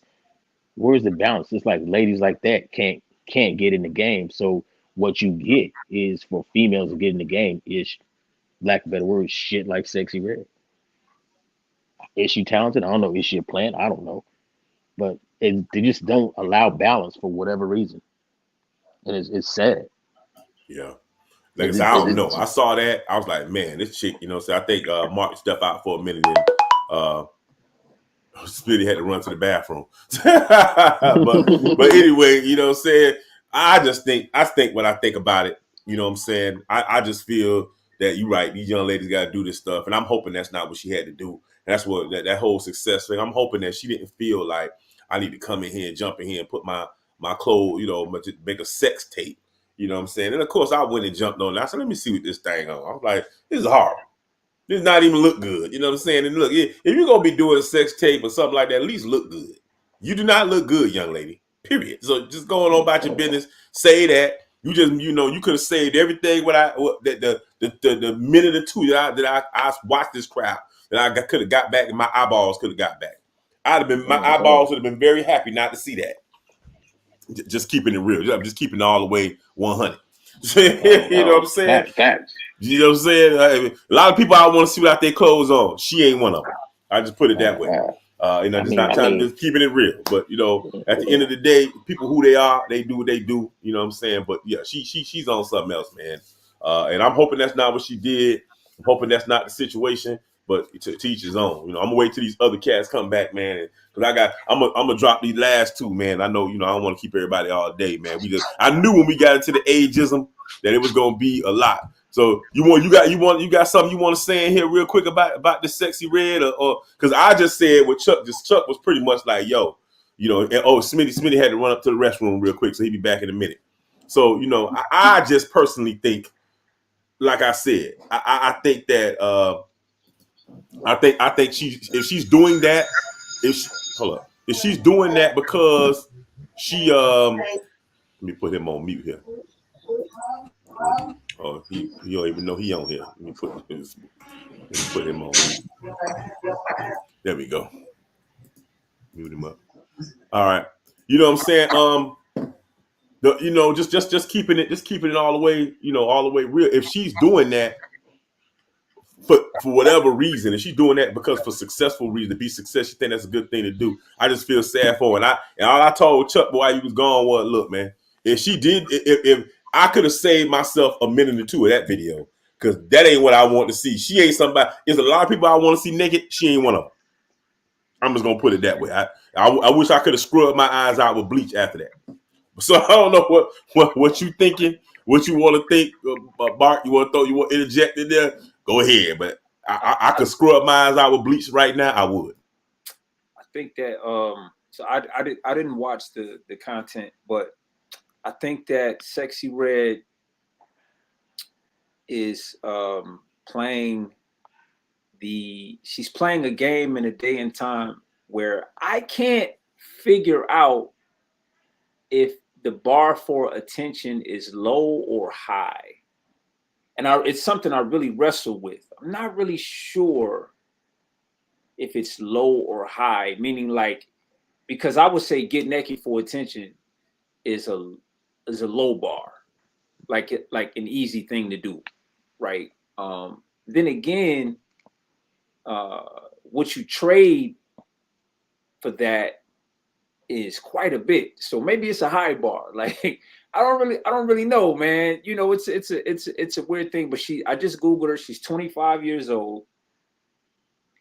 I'm trying to remember if you could even tell me anything at 25. Probably not. I was just trying to be liked by people. I think when you're in your 20s, you try really hard to be liked by people, and sometimes you do things that you probably shouldn't do in order to do that. That these kids are in a space and time where social media plays a big part in that. For us, it didn't. So I don't really know what it would have been like for me at 25 years old trying to be liked by people, and what I would have been willing to do, and how reckless I was. I did a lot of reckless stuff at 25. I don't know, like if I had social media, if it would have been even worse. I just don't know, So, but this too shall pass. She doesn't have a body part that none of us have seen before. It's not really that big of a deal, man. I don't even know if we, not for this podcast, but just as elder statesmen, in the culture of hip hop, she even really put a lot into that shit, man. It's like poor young lady, right? Like that's somebody's sister, that's somebody's daughter, that's somebody's granddaughter, that's somebody's mother, somebody's auntie, right? Who is in the world, doing things that are definitely changing their lives too. They don't want to see her exploited in that way. Like it's hurtful. And so I guess for us, it's kind of like, I got compassion for her, man. Like she just you know, she trying to get out of what she feels is probably a desperate situation, right? Like, I probably wouldn't hear what her life is like and call it desperate, but she may feel like this is all in an effort to get out of a desperate situation. So it's kind of par for the course, man. Like I wish her the best, man. I mean, she's very young. She, 25, man. I mean, come on, dog. Like, I don't know. You know what I'm saying? I mean, I she ain't my type. You dig? Like, I don't know. What else can I say, man? Good luck to you. Good luck. Like the things you heard, like I could Google it, but I thought she was the one about the STD. She probably was. And then she talked about being raped too. Yeah. Which is maybe she's dealing with some kind of trauma from that, because that's sad. Well, I would guess if you were ever raped, that dealing with that trauma is probably something you're going to do until you're not alive anymore. I would guess it would be something that you always deal with. It's like having a family member. I had a family member murdered when I was 7. I'm dealing with it decades later. You understand? Like, you deal with trauma, bro. Like it. As you get older, you figure it out. How to keep living. But I would guess if you were raped, that there's a lot of things you could say to help, right? Like there's a lot of things you could say to help, but like I said, I don't know if the bar is low or high, but how she's chosen to approach it has made her, it's gotten her on the national scene, right? Of us talking about her. There isn't really anything in particular that is special, dare I say, about the young lady, right? Like we've seen this act before, right? There was one right before her. It was the City Girls, right? Like, and there was one right before her. It was Cardi B, and there was one right before. You know what I mean? Like we've seen this act, right? I mean, Cardi B has said some of the most. Oh man, dog! Like if you go history, bro. I mean, this shit that these women are saying. I mean, I dare say she's gone farther than Little Kim, bro. Like Cardi B's wild, bro. But we love her. She's like American sweetheart. It's amazing how somebody become America's sweet. How what we in terms of what look good and what's acceptable in society has changed so much. It's just crazy, man. It's just crazy. It's funny that you said that she's American sweetheart, because I think I saw the McDonald's commercial one day. I was like, what is this chick doing to make? She just made a song called WAP. And now she's on it. But then you got to think, I'm not a political. Like I said, go back to political. If you were president and you say I could touch on somebody's, vagina, and I could do it because I'm famous and that's acceptable, and you become the president, then why should I be surprised if somebody's on a McDonald's commercial when they got a song called WAP? What can I say? You know what I'm saying? Hey, Smitty, you just came back. You probably missed out on what I told. Kim's in the chat cracking up. I said, look, man, that 1 or 2 minutes I got with Sexy Red, that video. If I can get back there 1 or 2 minutes back and wash my eyes out with bleach, I would. I don't know what made me click that button, but I stopped that button real quick. I'm like, oh, this is not what I want to see. It's a lot of women I want to see, and I wouldn't have a problem seeing without their clothes on. She ain't one of them. I don't know. And what I said to everybody while you walked away when you was going, I was like, do you think it's a successful thing? She's trying to, because we were talking about success. You think this is something she got to do for success? She said it was an accident. She said, she said she didn't do it. Mm-hmm. She said, so she don't know who did that. She wouldn't do it. So somebody, and I know people run people's Instagram, but why would somebody who's running your Instagram post a sex video of you? I just don't see that. I think it's more about the success question. She knows everybody does this, Cardi B's and this person and that person. So she thinks that this is a way to be successful by showing people, look, Kim Kardashian. She's a millionaire from a sex tape. So she probably thinking this is, hey, I'm going to do this sex tape, but your sex tape ain't good and you ain't good. Not meaning musically wise. I'm like I said, that 1 or 2 minutes, I could have bleached my eyeballs out, Smitty. I promise you. Go ahead, Smitty. Well, I'll say this. I was talking to somebody about that a couple of days. Like we'll take it back to, y'all remember with Vanessa Williams when she had won the, I think it was Miss USA or Miss Universe or whatever. One of them that she won, and then they stripped her of it because she had posed in I want to say it was Penthouse. She posed in there, you know, boom, boom, boom. Fast forward today, and the thing, like I say, you know, life is about evolving, and when it comes to evolving, you can evolve, quote unquote, up or down. Yeah, Miss USA. Thank you, Kim. So, you know, it went from you know, oh, we got the tape, boom, to where people are so desperate for fame and attention. Attention more so, you know, fame and money, you know, money comes in whatever, but the attention thing of it, I wouldn't be surprised that, you know, nothing happens by coincidence. You know what I'm saying? I'm pretty sure she knew that this thing was coming out, but I would say from my perspective, that ain't how I would want, you know, get stuff popping. But who am I? People live that. Like me personally, I hate stuff that's contrived.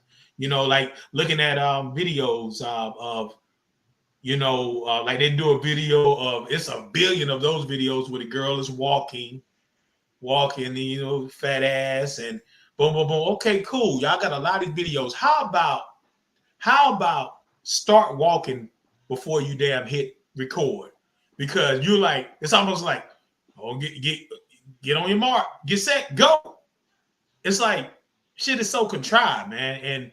But we're living in a society where, you know, to each his own, that being contrived and doing the same thing everybody else is doing, it's acceptable. It's acceptable, and you know, like I say, whatever way this female, we said, Sexy Red, the name Sexy Red, yeah. She, whatever ways that she feels like that she can get it, that's what she gonna do. You know what I'm saying? And I want to say something about what Chuck was saying about the music industry, you know, messing up women. I'm gonna tell you like this, yo. In my opinion, like the majority of them came out. Britney Spears came out doing stuff a certain way. Christina Aguilera way. Billie Eilish is known for big clothes, doing. Eventually, they let that sex, and unless somebody is holding a gun to these females and do the gun to their head, lot of decision of their own to say, like, you know, this is really me, and I'm choosing to do that. I don't believe that the music, you know, I think they make decisions on their own to go that route. Let me show some skin. Let me do this. Let me do that. You know what I'm saying? We have people that didn't do it as successful as well. You know, the Lauryn Hills and all that. So, that's just my take, man. Like I say, I was thinking about looking for that video, but you know, for me, Pat, I ain't gonna look at it.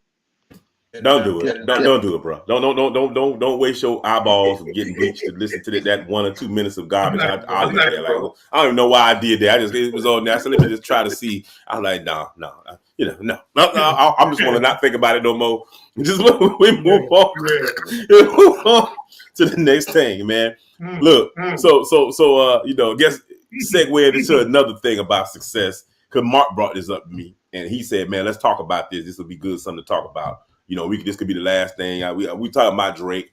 You know, we can get in the Drake album. I think Joe Budden has some good stuff he said. I think I think Joe Budden, and I think Drake not going to understand what Joe Budden was telling him about Father Time until later on. He should start to understand that, but you know, Mark touched on that a little bit, and we might double back. But I want to get this question out of the way because Mark brought it up, and I thought it was a good question, a good thing to talk about. Jay-Z and this Ford, he was on Kevin Hart's Heart to Heart, and he was talking about his, somebody wanted to borrow, I think, $4,800 from him, and he didn't. He like, am I giving you for this cat's a billionaire? And then it was a family member too that was like, hey, you know, he wanted to get, you know, want to borrow some money from him, $4,800, and he was like, no, he didn't give it to him. And you know, I don't know. I guess I guess in his mind, what he was, from what I could gather, you know what I mean, he was trying to teach to teach him a lesson or something. From what I could gather, is that kind of what it was, Mark? He was trying to do, because I was trying to glean what he was doing. I'm like, why you say get a man $4,800? What's the problem? Well, the $4,800 part. Oh, let me take. Well, the $4,800 part was a small part of a longer conversation that had to do with so Kevin Hart and Jay-Z made a mistake. All right. Which I guess is probably easy to do when you're at that level.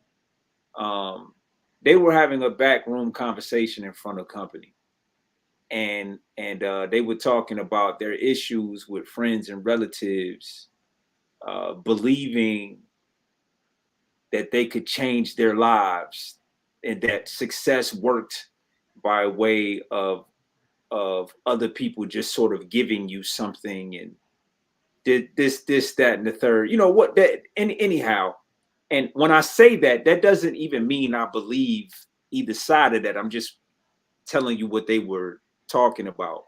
I think they made a mistake of having a conversation, you know, about, you know, it's like, you know, finding somebody in a wheelchair and pulling up a seat in front of them with a friend of yours and talking, you know what I mean, having a conversation about running a marathon. It's like, why would you do that? You know what I'm saying?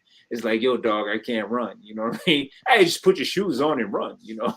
Like, you know, it's a weird thing. And I think Jay-Z was just making a small point, and it may or may not even have been true that it was $4,800. Like he was just saying that, you know, a relative comes up to him saying, yo, just give me $4,800 and you know, I could turn that into $1 million for you. And Jay was saying, yo, it doesn't work that way. He wasn't saying I won't give a relative $4,800 that needed it. He was saying that relatives think that that's how success works. That's what they think. But these kinds of conversations from a Jay-Z, it's like, listen, man, Jay-Z sold drugs, bro. It's okay, right? We understand it. We accept it. It is what it is. From what we understand, he was a multimillionaire before we ever knew he rapped. You know, it's like baby. It's like, all right, bro. Like you sold a lot of drugs. You understand?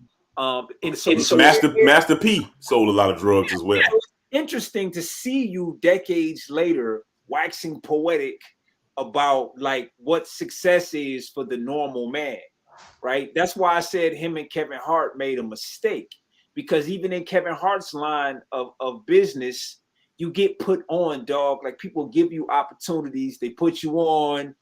This is not to say there isn't work involved in it, but this is like, it's like people make it, right? It's like people, one of the biggest misunderstandings about making it is the only reason people made it was because they worked harder than people that didn't make it. You understand what I'm saying? I have to this day never been around an artist, I can say this, that I looked up to, admired, and was on a much bigger plateau than myself. And I was working with them. I have yet to meet one that I did not out. Understand me? Like not one, bro. And I've been around. You can trace my history for the last 20 years. Anybody you ever seen me around, I was there before they got there, and I was there after they left. You understand what I'm saying? Like, and I worked way harder on whatever that was than they was doing, and I was balancing way more things creatively, so on and so. Bro, it's not. I guess you got to give yourself a reason for why you are wherever you are, and it sounds cool to make up these different ideas about how it don't work, right? And so I don't look at the 4,800 as 4,800. I look at it as metaphor, like it's a metaphor to me for a relative or a friend asking for something and having an idea and believing they could flip it. And Jay-Z was kind of being, he was being a little snarky, like, it don't work that way. Well, Jay-Z, you invested in a pack. You understand what I'm saying? Decades ago, and it worked that way for you, right? Like, and you just been flipping ever since, right? Ain't that how it worked for you, bro? Like, you said it in your music. You just kind of doing in this business what you did in that business. And you're obviously a ruthless businessman, right? Who has no issues leaving friends in the wake. You understand what I'm saying? Of whatever you're going to do. Like, it's obvious. You dig? So that's all I think about that, bro.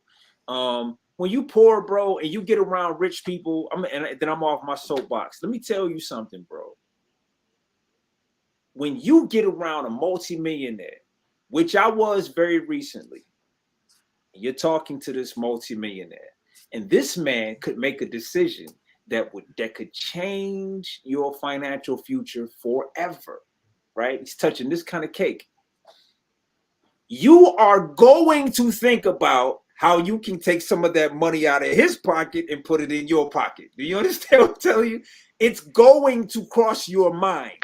You're going to think to yourself, I wonder how I can get this guy to invest in me. All right. Now, imagine if this is a relative, a guy that, you know what I mean, that you can sit across from a table with, man, and just chop it up. You're going to say, yo, Jay, man, I got this thing, man. It's called Normalized Growth. I'm not really trying to put nothing on you. I'm just saying this is my business and this is what it's about, right? Like, isn't this me fishing a little bit? Like, maybe he'll take interest. Maybe he'll want to invest, So I feel kind of bad for whatever relative he might have been talking about, bro, because it's not their fault, man. I mean, shit, bro. Like, it's like, bro, you make that rich shit look really good. I want a little piece. Is it pop? I got an idea. That's it, man. That's all I say about that, bro. Oh no. What you got? You heard about this, Chuck? What you got? You got some thoughts on it, Chuck? No, I didn't hear about this until Mark just explained on it. I think I agree with him. I think one of the crazy things is, if I was a multimillionaire and I had all this cake, and it's a double-edged sword. That's one thing I'll say. It's a double-edged sword. Yeah, if I was a billionaire, then that's beyond. There's one side of the sword. I think you got to be careful because it's happening to these athletes and these people all the time. But there's another side of it that, like, look, I can give people opportunity, especially within the Black community, where we don't own the SEC. We don't own these certain things. So if I can build opportunities to build opportunities, then therefore I would do so. I look at someone like a rapper who I'm not a big fan of, but he's really good at this. Master P. That man was notorious for doing that. But I guess a relative, I don't know how Jay knows this relative or whatever, but $4,800, if that's the amount, I probably, and you got billions, I don't see why he wouldn't just give it to him. I would give you $4,800 and go about my business, but right, and that wasn't his point, right? Yeah. But if you talking like that, if you're a billionaire, you talking in front of people that are not, and you saying some stuff like that, all we're gonna focus on is, bro, it's just $4,800. You're a billion. You see what I'm saying? We don't know how else to take that. He was trying to make a larger point, but 99.9% of us, all we heard was, man, all he wanted was $4,800. I get the other half. I get the other half. Bentley, you had $4,800 in the ashtray, like that's all.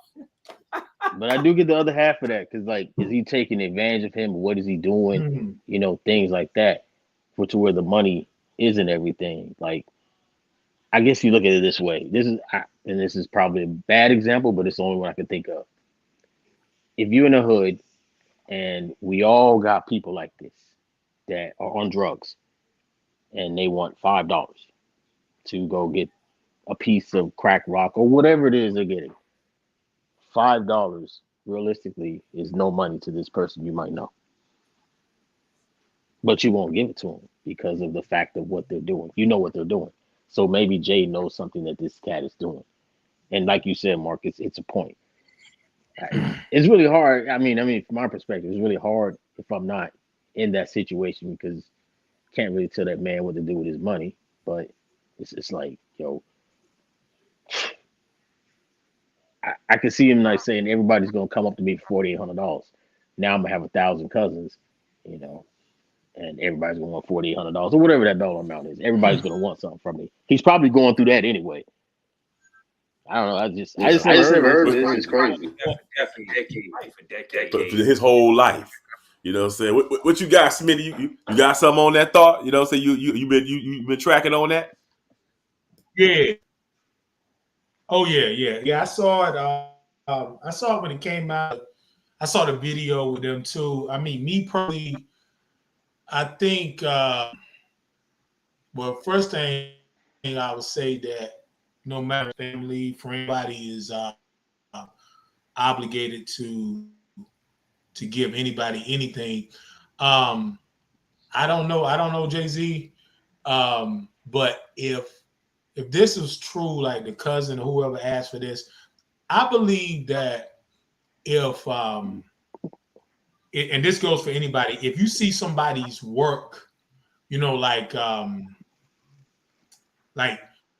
you see somebody putting in work, and eventually that person comes around. Because I really believe, like, even myself, I know they say like a closed mouth doesn't get fed, but I would rather give somebody something before they come begging or asking for it from me. Like even with like delivering bread, which was something that I do. I have people. I've seen people, other vendors, strangers that it just hits me like boom. Hey, here you go. Give them a loaf of bread or some buns or whatever. But I've had people to come up to me like, yo, you got any extras? And I'm thinking like, you didn't say hello to me. You didn't say F you or whatever, but you got any extras? No, I ain't got no extras. And trust me, I give. I don't think I think it's a situation of, I believe people, whether they in a billionaire status or somebody who is successful, I think people, somebody getting it on their own and going as hard as possible before, because everybody can come to some type of proposal. I can, if I get this from you, I get that. Well, okay, so what are you gonna do if I don't give it to you?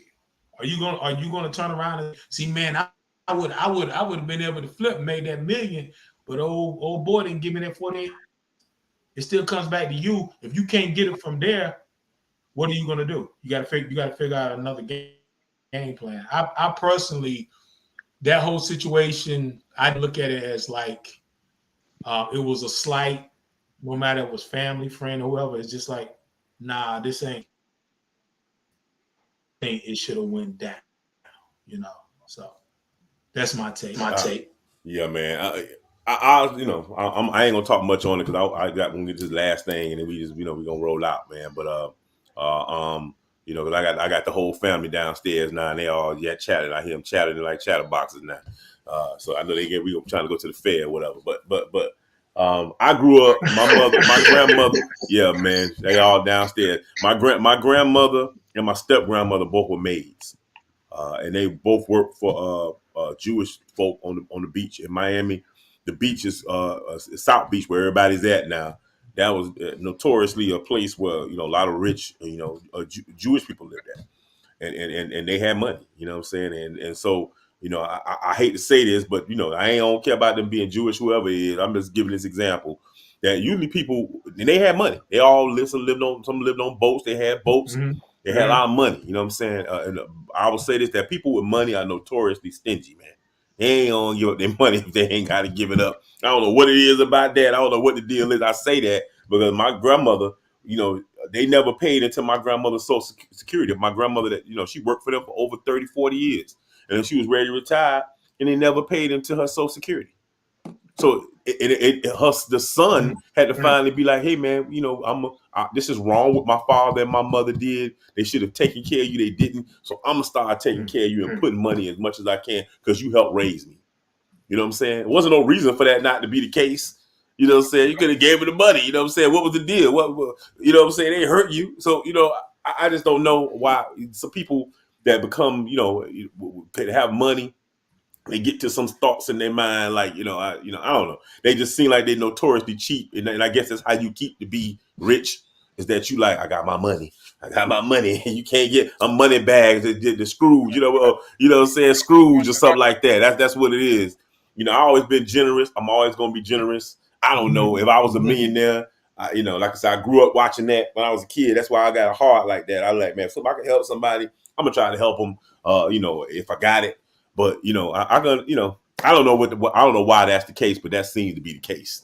And maybe I'm just looking at it. Maybe it's a stereotype. Maybe it's something I'm thinking about. I didn't say it was a Jewish person, but I'm saying people with money tend to be a little stingy with their money. It's my money. I'm keeping my money.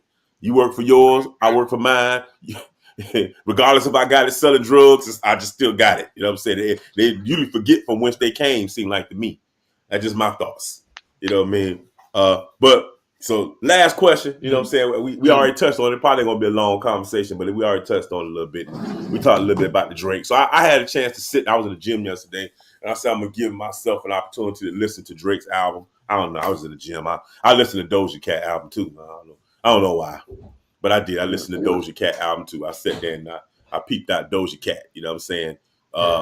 It wasn't, you know, they both like too much, somewhat on the same doggone thing. It don't seem like it's too far from each other. But the difference is, I would say, is Drake is probably close to 40 and Doja Cat like 20. So you would expect certain things, you know. But that, you know, that's what he wants to do. I don't have a problem with that. I'm along the lines of what you know, he been doing what he doing. You know, but what I was going to talk about was what he said to Joe Budden. I don't know if y'all read that. Yeah. He went the hell off on Joe Budden. I was like, damn, you know what I'm saying? You know, and my thoughts is that an artist that's just saying we all sensitive, you know what I mean? We artists, we sensitive. We want everybody to like our stuff. And you know, everybody ain't gonna like your stuff. You just got to get to that point in your mind that everybody's palate is different. You know what I'm saying? You might like one flavor of drink, somebody might not. You might like one type of food, somebody might not. You know, but you're artists, we take this stuff so sensitive. And to me, I read it as him just being sensitive. He was being very sensitive, and it just Joe Budden was like one of the first one. I think academics said something about him. All this other people said something about him, but it seemed like to me that took it personal when Joe Budden said it, because the stuff he said about Joe Budden, I was like, damn, bro, you didn't have to go like that. You didn't have to do him like that. You know what I'm saying? You like, you know, this is a guy who's a failure. He called that man a straight up failure. I wouldn't talk about nobody like that. I mean, so there's something personal there. I don't know what was there. Yes. So that was my thoughts. I'm just throwing out there to y'all. We can end with that. You know, I was seeing what y'all think about it. I'm talking about that Instagram message he sent. Yeah. I don't know what that was. You know, I'm just gonna throw that back to y'all. You know, whoever want to answer first, go for it. We just go around it. So I don't. I think there is some sensitivity, but I don't think it's all sensitivity. I think most of it is they got history. They got history. They've been at each other for a long time. So Joe has also been extremely sensitive over Drake. Not that I would ever defend Drake in the monostat music he makes, but I think, man, it's like Joe Budden likes to pick at him. So, and Joe Budden has been notoriously picking at Drake, and Drake does shoot back. And now, did Charlamagne say something about him too, though, Chuck? Charlamagne said he got on Charlamagne too. Charlamagne also been on Drake. Remember, if you recall, and he took receipts when he was with DMX, and he talked bad. Once again, he was in there talking bad. Charlamagne stayed talking bad about Drake, keeping his name in his mouth. I mean, yeah, was it some sensitivity? Yeah. But a lot of these guys continue to shoot at him and think that he's just supposed to be quiet about it. And not that I'm not the biggest fan of Drake, but I'm like, dang, you guys can't keep you guys keep talking bad about that man. Think he's just gonna just be quiet. Eventually, he gonna say something, and that's what they do. Especially Joe Budden. He's been sneak dissing this man for at least a decade. He put out like a 3 or 4 track thing dissing him, and Drake didn't pay him much mind. It's like, dude, man, just and Joe. I like Joe, but Joe's whole notorious thing, even though on his podcast, is like sneak dissing people. It's like that's just like what he does. Now, you can walk away with it or whatever, but yeah, eventually, people come at him. I guess that's why he got beat up by Wu-Tang. Wouldn't keep his mouth shut. I mean, but Drake didn't probably need to talk about all money because it wasn't about money. Because I do think what Joe said actually has some merit, but it's just the fact that the things that he's done for so long just kind of probably pushed him over the edge. All right, who want to tackle that next? You want to run for it, Smitty or MRK? Which one y'all want to run with it? Go ahead. Go ahead. I throw it out there. I heard a little bit about it. I heard a little bit about it. I mean, I think it's. I mean, who knows, man? Who knows? Is because, like I say, and Chuck, you're right. Saying stuff, back and forth about Drake for years and stuff, and it's like it's so crazy. It's so crazy to me because at the end of the day, it's almost like, in a way, it's like, and not to be facetious and like I'm this or that. I'd be like, I don't give a fuck, to be honest. But at the same time, I believe that at the same time, I believe that who knows, man. This might be a ploy that they might sat down in that room and talked about, like, yeah, man, we're gonna say this, man. Who Drake coming out with his new album. He got the little the video. He got what the shit he got in his head. He got them little clip. Y'all seen the video? I think the one that you sent the other day, Chuck.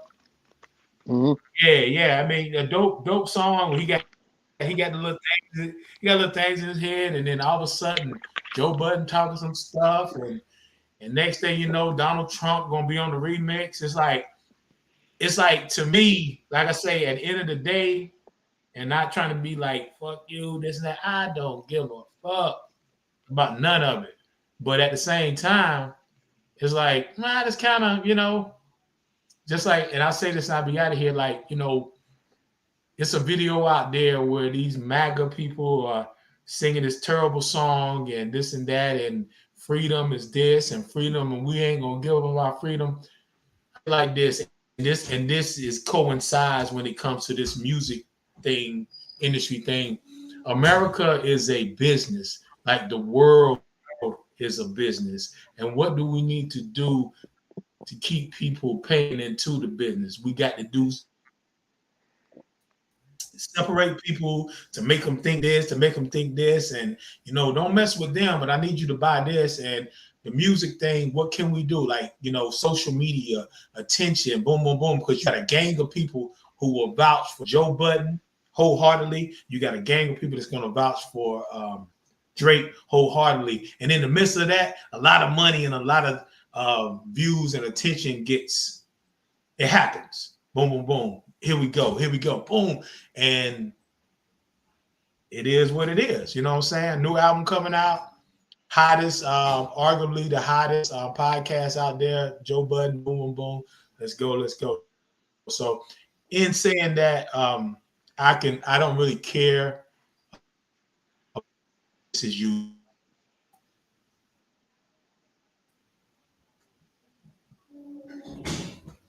You kind of cut out there, but you know, I'm feeling you. I don't really care about too much of this stuff neither. I just say, you know what? I was reading it last night in the bed. I said I just bring it up, see what anybody else think about it, because I already know. I don't really be on that. It's business as usual. It'd be foolishness, you know what I'm saying? So I just sit there, listen to it. I say, you know, it might be a good topic to kind of see what everybody else is thinking, because I was just surprised that he broke this long Instagram post. I'm like, what was this about? You know what I mean? So I guess we're gonna bring it home with you, Mark. I think Drake's run has been unprecedented. He's on his 14th year of being the guy. He survived a few eras already. I think what he did in that post was he forgot how much power words have, and in a moment, and in like an emotional moment. On the other side, you have all of these people that prop themselves up as like authorities in the culture, and they make a living off giving their opinion on things. Drake's run has been unprecedented, and he plays at the highest level of this thing that can possibly be played at, maybe a level not known to like an MC ever. It's possible, right? I'm not saying that it is not, but it's possible. He may be playing at the highest level that a MC could ever play, because I do see him as an MC. He's a great songwriter too, but Drake is an MC, bro. Like, there's tons of examples of it, of him being an MC. So, and I make the distinction. I make the distinction from rappers on purpose, because there are rappers. You know, Pitbull has played, you know, at extremely high levels too. But I don't think that his approach has the virtue in it that say like a Drake does, right? Like Drake actually cares about what the underground thinks of him. You know what I mean? And I wouldn't want to be in Drake's position to save my life, dog. Like that shit is, I mean, come on, dog. Like, you gotta have some thick skin, man. You know, people are going to come for you. They're going to come for you. They're gonna come for you at all times. And it's crazy because in the first song we had with Jay-Z, who was really the only other person. No, Kanye. Kanye, and Jay-Z, I think, and Kendrick. Not even Cole as much, but like their runs have just been unprecedented, dog. I mean, just something that you just don't see, man. You know, and the relevance, like over time, like how much people still care. You know, like Cole put a verse on Drake's album, and people are really talking about this verse. You know, and but anyhow, man, you got to take some big shots. So I think the problem with this is not even that Joe Budden had anything to say. It's that Drake, from his positioning, even took the time to say something back and to be so, again, what do we care about a private jet? Like, man, do you know who you talking to? You know what I mean? Like, dog, Joe Budden and Drake have had wildly successful careers. Okay? Man, I just want people to listen to my shit, dog. You understand what I'm saying? And most people that record music, like, notice I didn't say nothing about money. You know, I say anything about money. I just want people to, like, it's hard to just get people just to press play. Like, who will tell you they've loved everything I've ever done. Like, just to get them to press play on a new thing is extremely difficult. And I'm watching a Joe Budden play at the top of the top, right? I'm watching a Drake play at the top of the top. So it's a very curious thing for me as an artist to watch these guys sort of duke it out on, like, you know, but I got my own plane. You know, you tell me you own a 767, I say it must cost a lot of money to maintain a 767. You know, I don't even know what a 767 is. I don't know what It's he's a talking big about. ass plane. Big ass plane. There's only one Drake. Mhm. It's this big ass plane, dog. I just you know, man, like I wish them both the best, man. I heard Drake's album. It's a good album. It's too long. I tried to listen to Doja Cat album. It's not for me. She does not. When Doja Cat sits down to write songs, she ain't thinking about me. Do you understand? So when I listen to it, I got it. I was like, oh, like this ain't for me. It's not bad or good. It just ain't for me, dog. Like, and Drake's album is too long to me because there's too much that's in it that ain't for me. It's some things in there for me. Like I caught some things in there for me, but it's too much in there that ain't for me. I don't really. I think the kids, I think they rap in front of the beat too much. I don't like listening to them rap in front of the beat. And Drake chose that flow a few times. Like that's not where I come from. Like that's not my ear. It don't. My ear is not sensitive to that, right? Like to like that kind of beat, that kind of like attack on it. That ain't for me. I couldn't tell you whether it was good or bad because my palate, I don't have enough of it on my palate to really be able to tell you, you know, whether or not that's good hip hop or whatever. But the stuff I liked, and I'm always glad in a Drake album that he'll always have some stuff in there that if I'm willing to listen to the album, right, I'll find it and then I can like playlist it and leave the rest for whoever it's for, right? It's like that that backseat driving, man, or that what they call it Monday morning quarterbacking. Hey man, these people playing at the highest level, bro. Fuck is we talking about? Your album should be, yo, man, nobody even listens to your music. You know what I mean? Like, shut the fuck up. Like, what are you talking about? You know, it's like Charlemagne. Now you're all mental health, but back in the day, bro, you were the Howard Stern of. I remember, dog. Like it wasn't that long ago. You was talking crazy. Like you come from Wendy Williams. I remember, dog. Like I remember, like you're not that far removed from that shit. And you said some crazy shit. Y'all tried to make Baby look crazy, but I remember you always trying to act like Baby was jerking his artist and that he was gay. You did that shit for years. And Baby came up there and sat down in front of you. That shit wasn't cool. And y'all made it a meme and make it like seem like Baby was tripping. But you was hating on that nigga for years, dog. I remember because I laughed along with you. You know, so put some respect on his name. You need to put some respect on his name. Yeah, bro. He gonna tell you himself he a gangster certified. That means that he don't mind violence anyhow. But there you go. All I'm saying, dog, is that we like the four of us and anybody that would take the time to listen to this podcast for this particular length of time is, hey man, that shit ain't even our business, dog. Like this shit's like it's just like, all right, dog. He told Joe Budden he was a failed rapper. Joe Budden's not a failed rapper, bro. Yeah. Like by a long shot, he's not a failed rapper. Like by a fucking long shot, he's one of the most successful. Put Joe Budden in your right hand and in your left hand. Put everybody that ever wrote a rap. Okay, like Joe Budden is not unsuccessful, dog. You know he may have wanted more out of his career, but trust me, I tell you, he's one of the only people from his era that anybody cares anything about, you know, and that in itself is successful. You only get one Drake a generation, dog. You don't just, it's not like a bunch of Drakes laying around. You understand what I'm saying? It's not how this works, dog. You only get one Bad Bunny a generation. They're not just out there in abundance, you know, that's not how this shit works. So comparing a Drake to a Joe Budden is not even at face value. Like it ain't even like you don't do that. That's not. Nah, man, come on, bro. You know. Yeah. You know what I'm saying? Yeah. Hey, and like I said, I did try to listen to Doja Cat too, man. I did it. I sat there, but then when you lead off with "I'm a Devil," I say, man, I watched the video. I was like, oh no, I don't know if I'm gonna watch this whole video. I was done. You know, but it's for who it's for. You know what I mean? Like I say, you know, I made this. I had this podcast go a little long. I want to get everything in, but you know what I'm saying? I you know.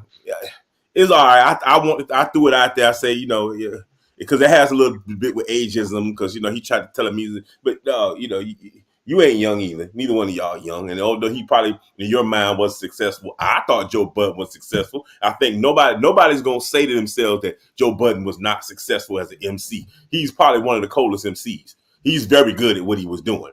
And I got it. You know what I'm saying? You say what you want to say, it is what it is. You know, but that's what it is, man. But I'm gonna jump on out of here, man. But what I'm gonna do is, I'm gonna double back just real quick, and I'm gonna hit these. You got something? What you got, Smitty? I'm gonna say one thing real quick. That's one. I'm glad you brought it up. I know you got to go, but I go back to a person who listens and learns. And I say this right here. Another thing. I get something from all of y'all. You know, something Chuck said, something that Pat you said, and definitely Mark. Mark said something. Mark said something about so and so is underrated. And before he said that to me, I was one of the ones to be, underrated. But you are not underrated when you've been able to and make money from your music, albums. It might not have been the best, but you're constantly still doing your thing. I think that, like I said, words. People use these words in the crazy ways and underrated, and you ain't successful. Like, are you serious? Not very successful. So yeah, I just want to throw that in there, man. That about being underrated. Man, come on, man. A lot of us we can have a quarter of some of that stuff success, you know. So just want to throw that out. You're right. We definitely be happy. I'd be happy. That's success for me. If I could do that, if I could just do what's happened, what that cat did, what Joe Budden did, I'd be smiling. You know what I mean? So I don't know what they talking about. But just to double back around, man, in the beginning, I jumped right into this podcast and I didn't really hit them sponsors up. So, you know, I'm going to hit them up and say, hey, Patreon, if you want to get early access to some of these episodes, hit Patreon up. You know what I mean? That Feeling Podcast.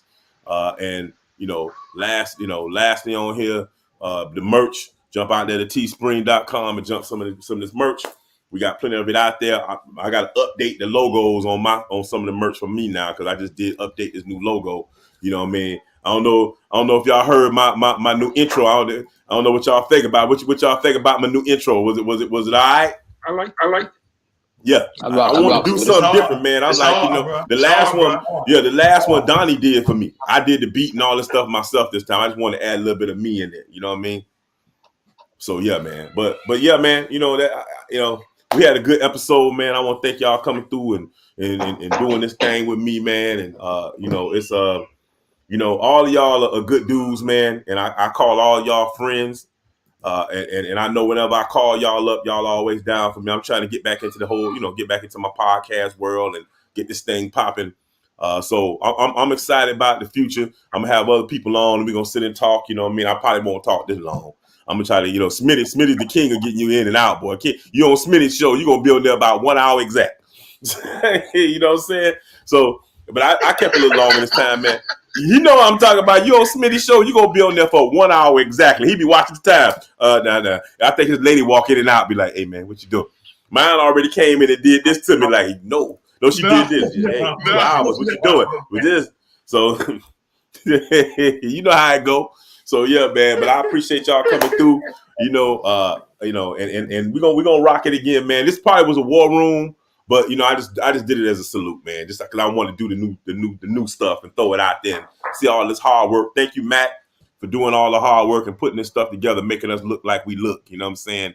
Thank you so much, Matt. You know what I mean? But yeah, so that's it, man. I'm gonna throw I got an outro now, so I'm gonna throw my outro in there, and I'm gonna holler at y'all, good brothers. All right, man. Peace out. Give a salute to the airmen protecting us from the sky. Give a salute to my devil dogs ready to die. Give a salute to the Navy on water keeping us free, and the Army camouflage the jungles amongst the trees. Give a salute to the Coast Guard searching boats for keys, and Space Force cyber wars on hackers fishing for me. Give a salute, yeah. Give a salute, yeah. Give a salute, give a salute, yeah.